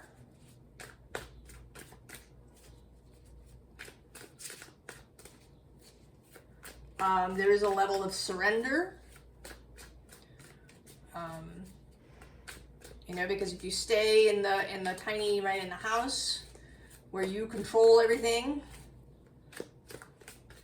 if you step out into the wider world, you don't. I mean, really, you don't control everything even inside the house, but there's a perception.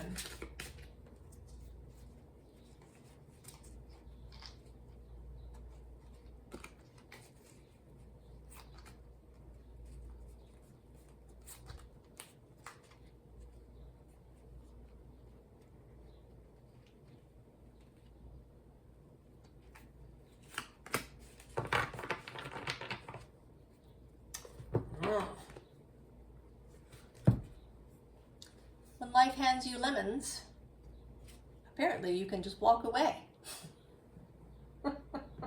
Oh, and there's the King of Pentacles. There you are. You don't have to accept the lemons. If you didn't want lemons, you don't have to accept the lemons.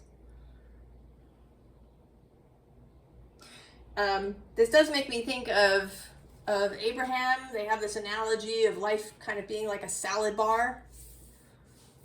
And you can take what you want. That you don't, you know, if you don't want the bacon bits, you don't take the bacon bits. You know, if the waiter brings you something you don't want, you send it back. You don't accept it. And it's not about, you know, strong resistance. It's, you know, that's just not for me. I'm just walking away. The bottom of the deck is home away, and also this Knight of Pentacles. Another aspect of you.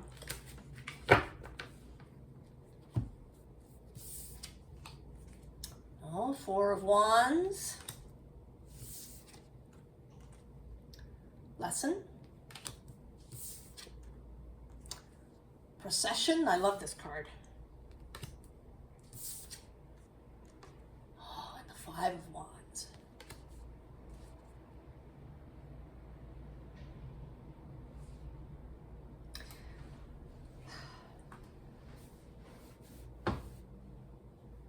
You know, this is, right, it's reaching.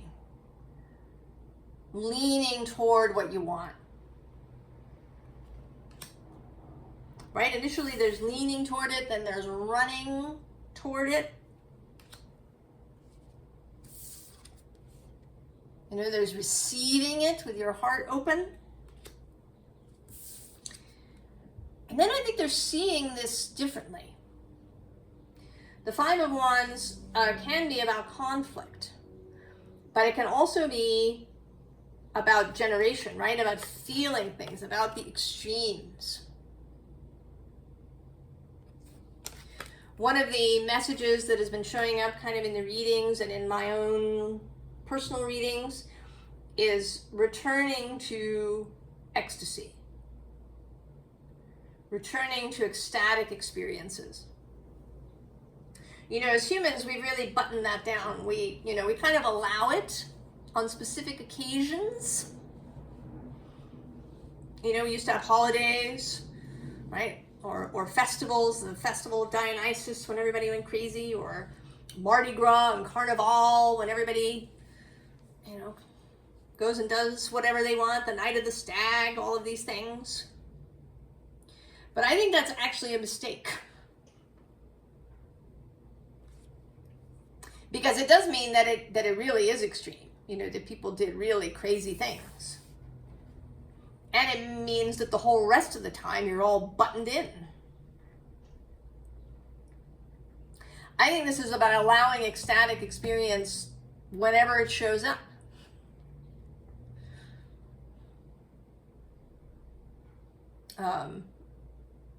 You know, laughing until you pee or until you can't breathe is an ecstatic experience.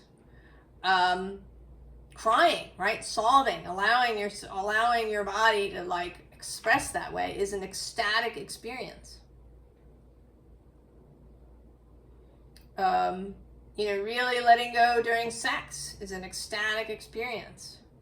You know, really receiving pleasure when you know, like eating ripe peaches and their juice just running down your chin and your chest and you don't care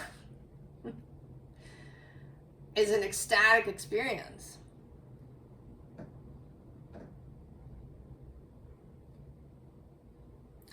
And it's allowing this just on a regular basis. That there's no need to fear this hot moon.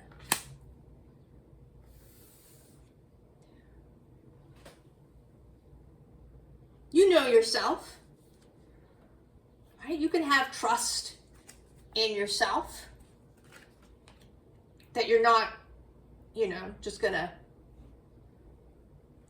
trash your life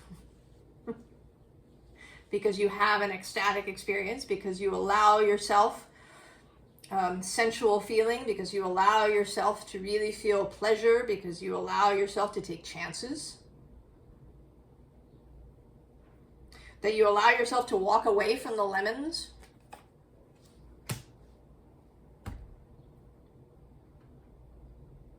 You know, maybe the lemons are, you know, an offer that's just kind of okay. You know, it's a job offer that's kind of okay. You know, it's decent money and it's okay. But it's not the juice that you want, right? The lemon juice is not the juice that you want. And to say no. I don't accept that. Capricorn, this is empowerment. Breaking out. I like it.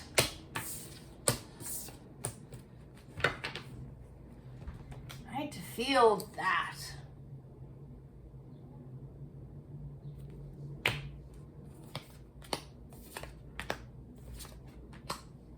All right, Aquarius.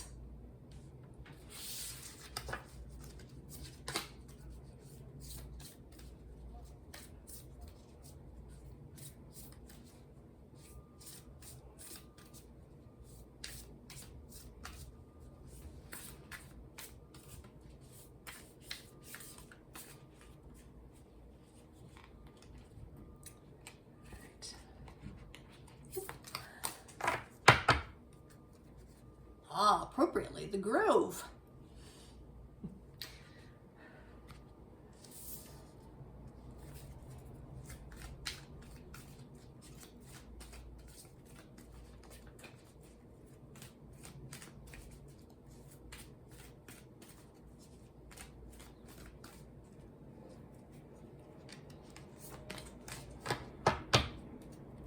Oh, the Novice.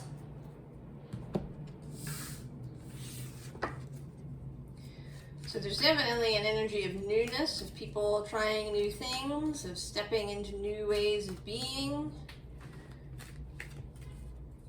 You know, and it's interesting to me, I just noticed that the Novice is card 5, which is the Hierophant in the Tarot. But of course, the Hierophant was once a novice.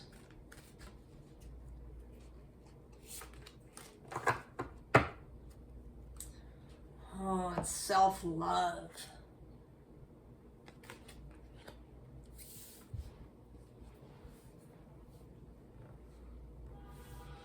Well, this, I don't know, this has a feel of, I don't want to say the feel of starting a cult. Aquarius, a cult of self-love. Black walnut, discernment, self-worth. Movement, you're starting a movement. Aquarius. Yeah. Aquarius, you are starting a movement.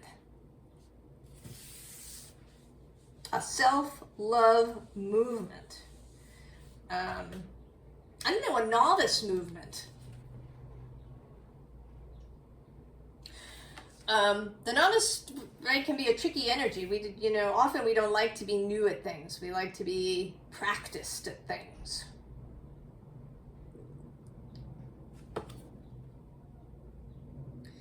We don't want to be seen as beginners or as ignorant or as not knowing the answer. Right? In fact, our self-worth might depend on our apparent skill set. And I'm seeing this has happened a couple of times now. This is 36. And this is 36. And then this is 15, which is 6. Oh! And this is 22, which is 4. 5.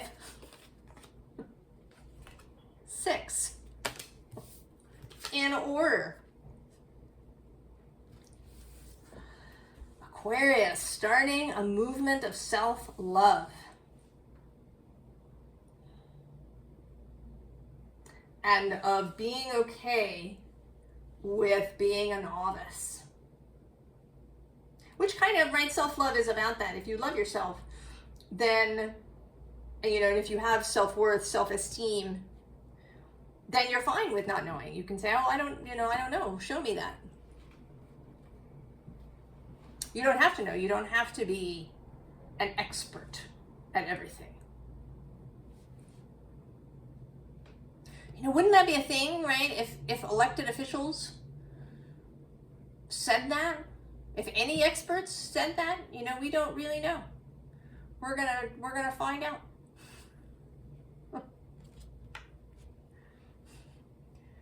I mean, there might be people who would decide not to trust them, but I bet there would be way more people who would trust them. More.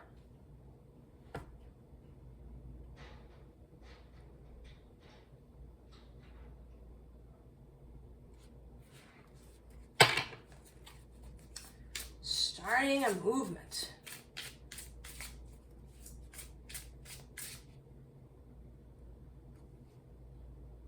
You don't want that deck. You really want this one. Rebellion here at the end.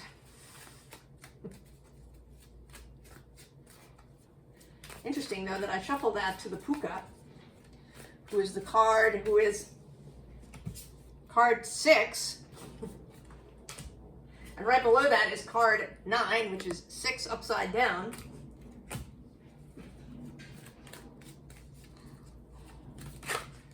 I don't know what it is about 6.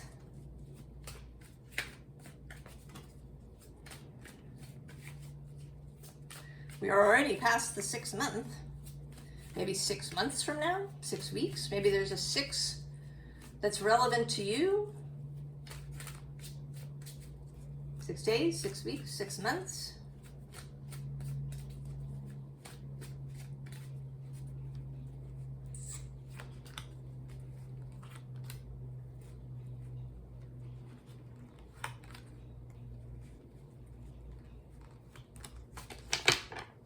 But the puka is also the card of things not being what they seem.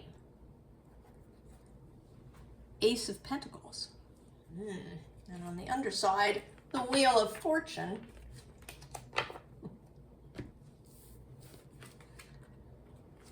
Queen of Pentacles.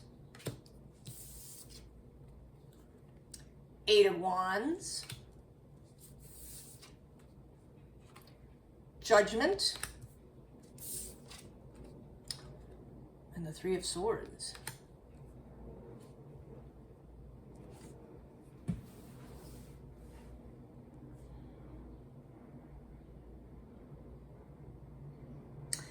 Yeah, I want to say that you're starting a movement, Aquarius.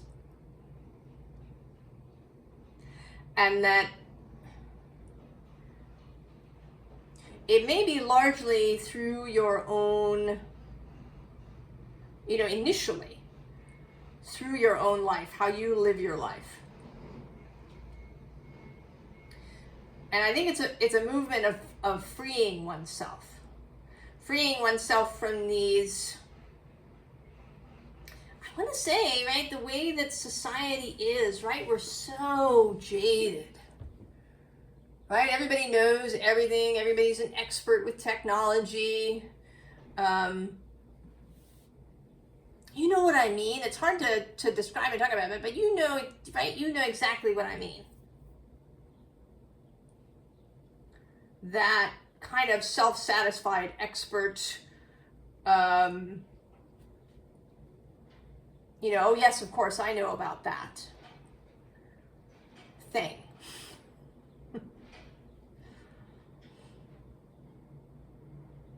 And not being impressed by anything, and that's just that, it's like, smugly, telling people how somebody did a magic trick.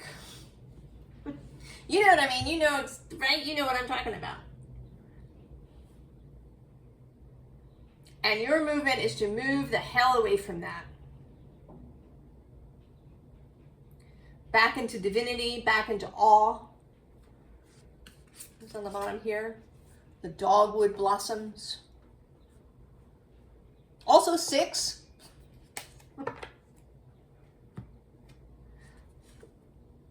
The Lady of the Lake showing up again, related to the pick a card that I posted. This card, the Unexpected, has shown up. This is the 3rd time.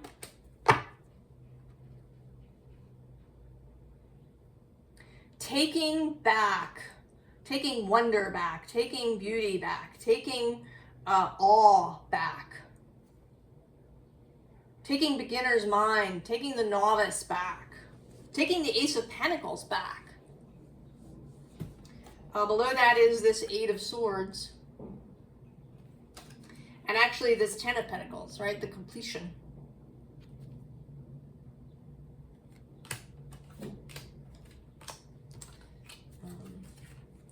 And then next to this, there's this 5 of Swords hacking his way out. And the Wheel of Fortune, which is an energy of wonder. It's the energy of Jupiter.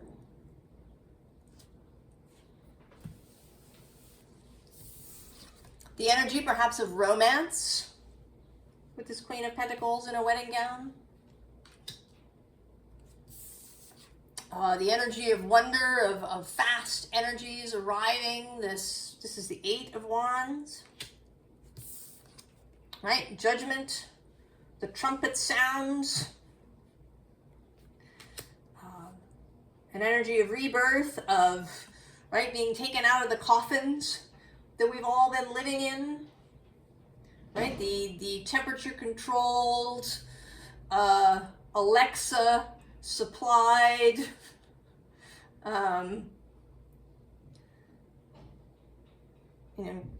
coffins that we've been living in, and we're, right, being lifted out of that. And I think this 3 of Swords here at the end, is an acknowledgement that there's going to be fear in response to your movement. Now, I haven't clarified something in each reading, but this is the third time. Tell me more about this Three of Swords.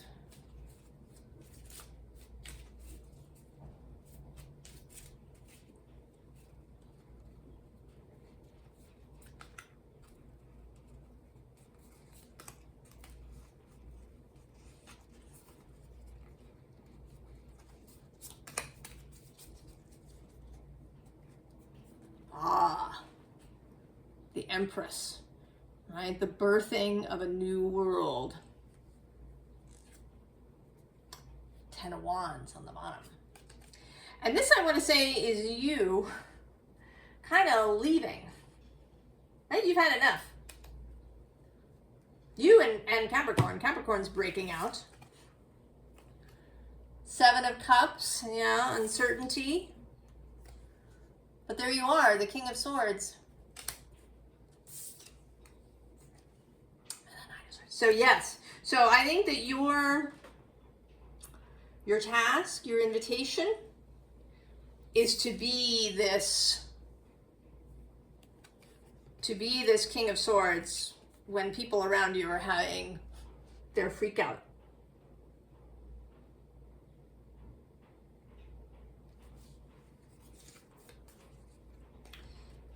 That is your invitation. Now, of course, you can always say no. But I think that if your life is going to feel satisfying, and that if this is really going to succeed, because I don't think, you don't want to be in the movement alone. I think. Right? We have 4, 5, 6. You want this movement to grow.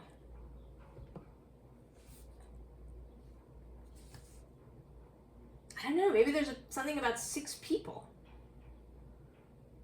coming together in some way. I don't know. Can I ask that? What is the 6 about?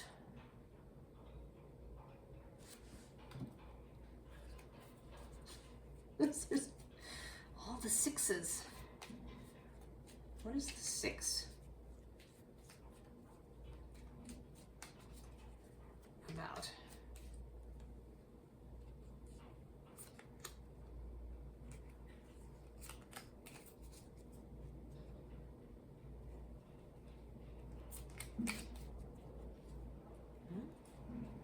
Ten of Pentacles, that completion again. Oh, King of Cups. The Wheel of Fortune again. And the Ace of Pentacles. Well, that doesn't really clarify it at all. I mean, this does, right? This is drinking the nectar. This is drinking your own nectar. And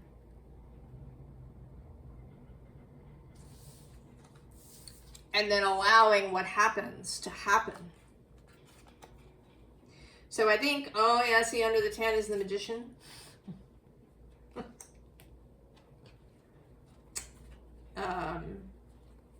And then the 5 of Pentacles, which often looks to me like, right, like following the crumbs, right? There's these green skulls, following the green skulls. And then the World, and then the Chariot. And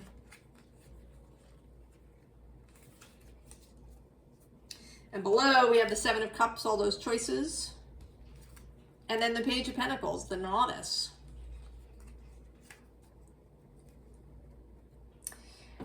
I think that right, I can't know.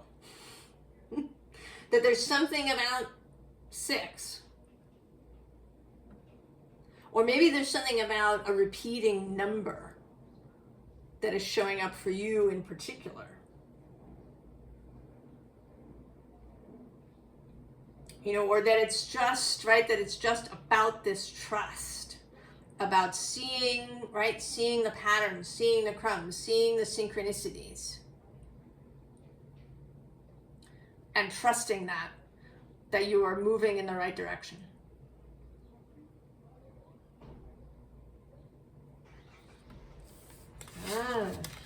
Aquarius. I'm going to join your cult.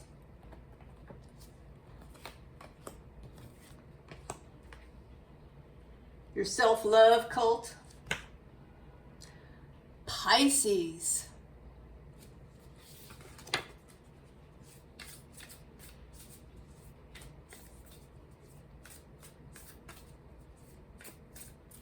Pisces.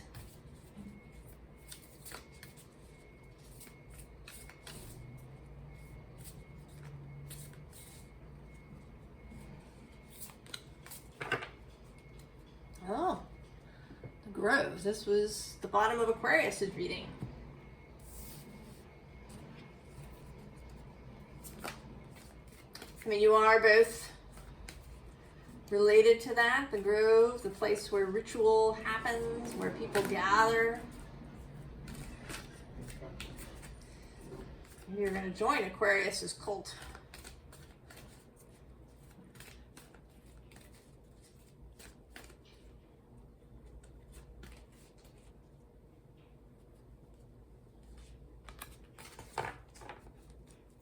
Ah, the Grail Knight. That shows up for you quite a lot. Oh, and it's 6. That's a little inside joke with Aquarius. You could go watch the Aquarius reading if you want to know about the 6.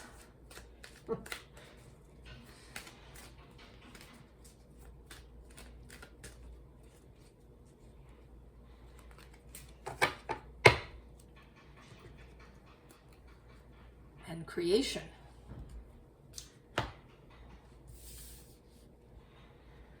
Well, I mean, you are devoting yourself to something. We know this is true. But with this Grove card, I want to say that that maybe you're bringing other people into this with you. That if up until this point, this has been a solitary quest, that you are now there's going to be a gathering. You know, I kind of see this now as you preparing. It's like you're preparing a presentation. You've got all your documentation going. You are sitting and considering. Maybe you're planning a little speech. And then right below is this pleasure of like, wow, here it is. This is the plan. This is what I've been, creating. This is what I've been devoted to. And I haven't shown it, actually. This has shown up underneath this top card several times, different top cards. But this communication card. And this is the first time I've really felt called to present it. So there's communication. This is being shared. Under the Grove is the alligator, which showed up as as this energy of, something that's submerged under the surface. So I think you're about to share what you've been doing, and that there's going to be a gathering. The Horseshoe with luck and chance. Truth. And power. Oh, Pisces. And it's another 6. 51. Oh, and it's 6, 7, 8. Although the 8's at the beginning, but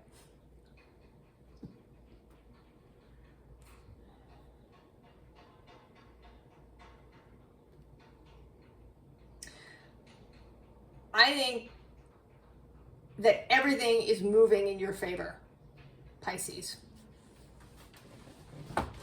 That what you have been doing, the choices that you've been making, the way that you have chosen to think, everything is moving in your favor. that all of the things are going to line up. You're going to meet the right people. You're going to be called to do the right thing. Any choice that you make will be the right choice. Right? Whatever the first idea is, just go with that.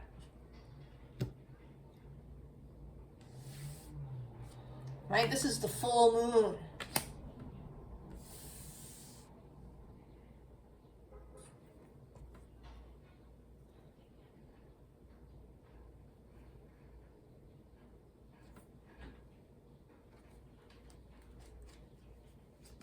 Right? I just reached for that deck. I didn't even, sort of look at the others. Usually I, let my eyes scan the decks and see where I'm drawn. But I just reached for that. It's going to be like that. Things are really lining up. And you know, of course, that it's not luck and chance. But it may look that way from the outside.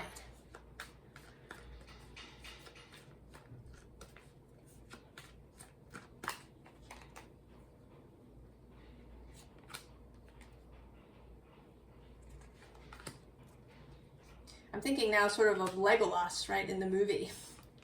He's just doing it, right? He can run over the snow, and he does that, surfing thing at Helm's Deep, and then, the bit with the elephant at the end. Like, so cool.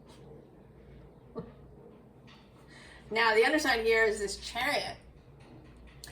And this has actually been coming across as a podium.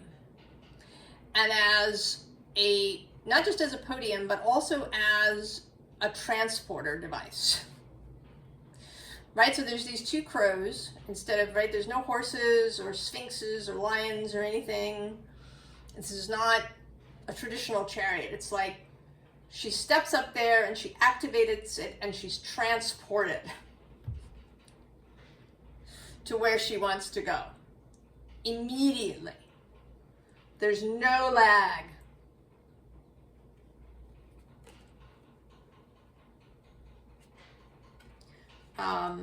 The bottom of the deck has this, sort of Five of Pentacles of people feeling, right? And it's cool, right? Everything is cool. The trumpets sound. Help is on the way. All is well.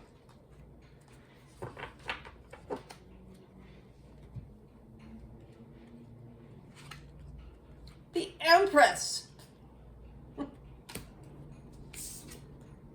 The Four of Wands. The Page of Swords. And the Eight of Swords.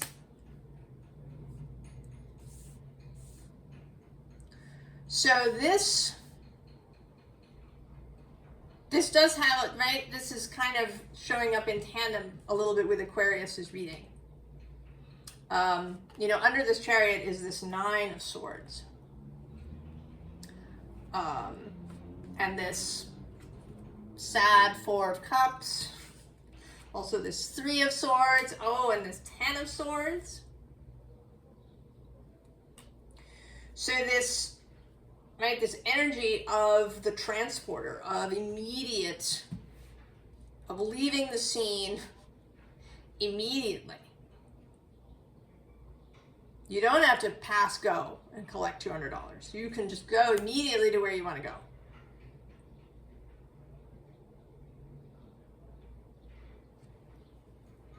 Right? That you have this energy, this power, this attitude of the Empress.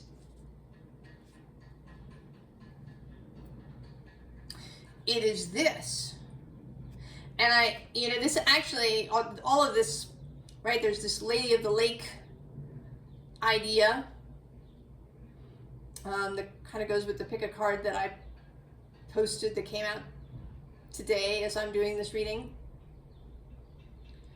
And I kind of want to say that you are that you are the lady of the lake in this situation.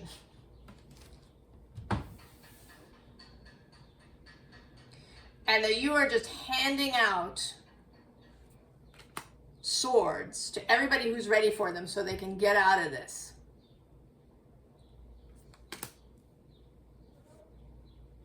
Everybody who's ready to break out, to leave their fear, their apathy, all of that. Everybody who's ready to get in your transporter will see you and will accept this mystical sword from you.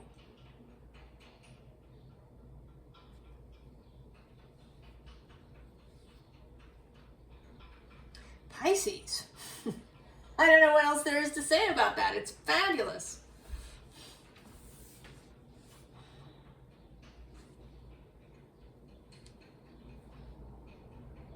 That you are, I don't know, you're ready to go.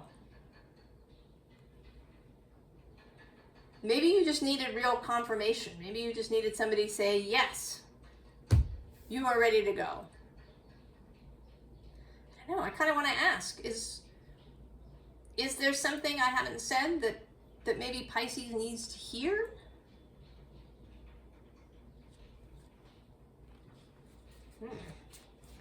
It's an interesting deck to come out. Let's see what happens.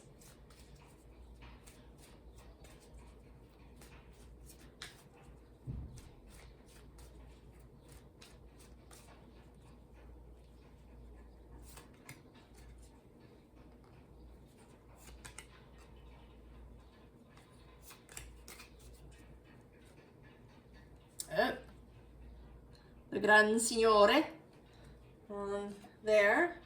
Oh, and the lover, l'amante on the man.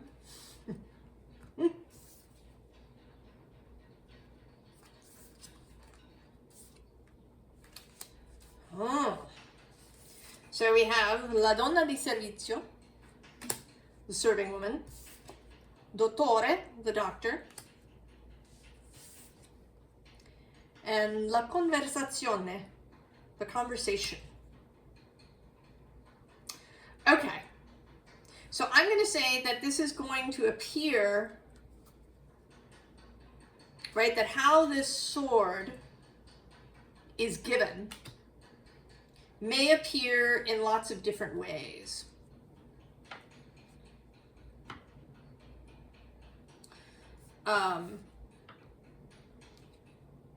That it may be an act of service, or, you know, of, you know, she also seems like she might be going visiting and bringing flowers. It might be in a really very deliberate way, where you are giving medicine to somebody.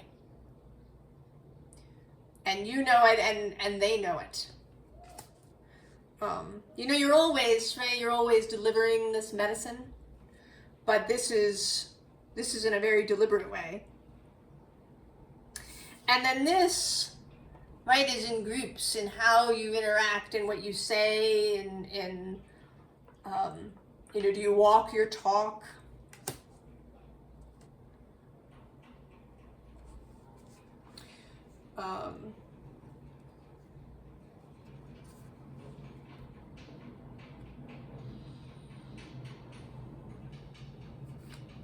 You know, it sort of feels to me like he's hearing, right? There's also this, right? That it's also in an ambient way. You know, this lover may never know that this man heard his music.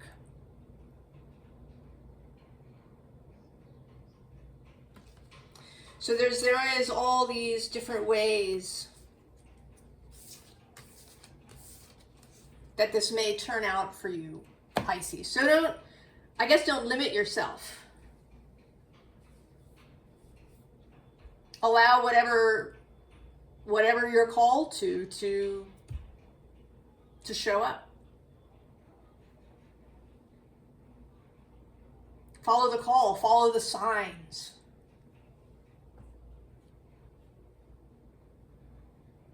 Follow the mystic path.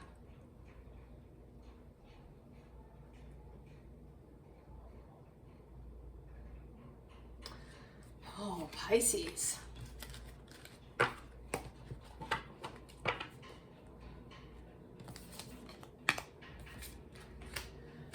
I wish you and all the most beautiful Capricorn full moon. And I will see you next time. So long.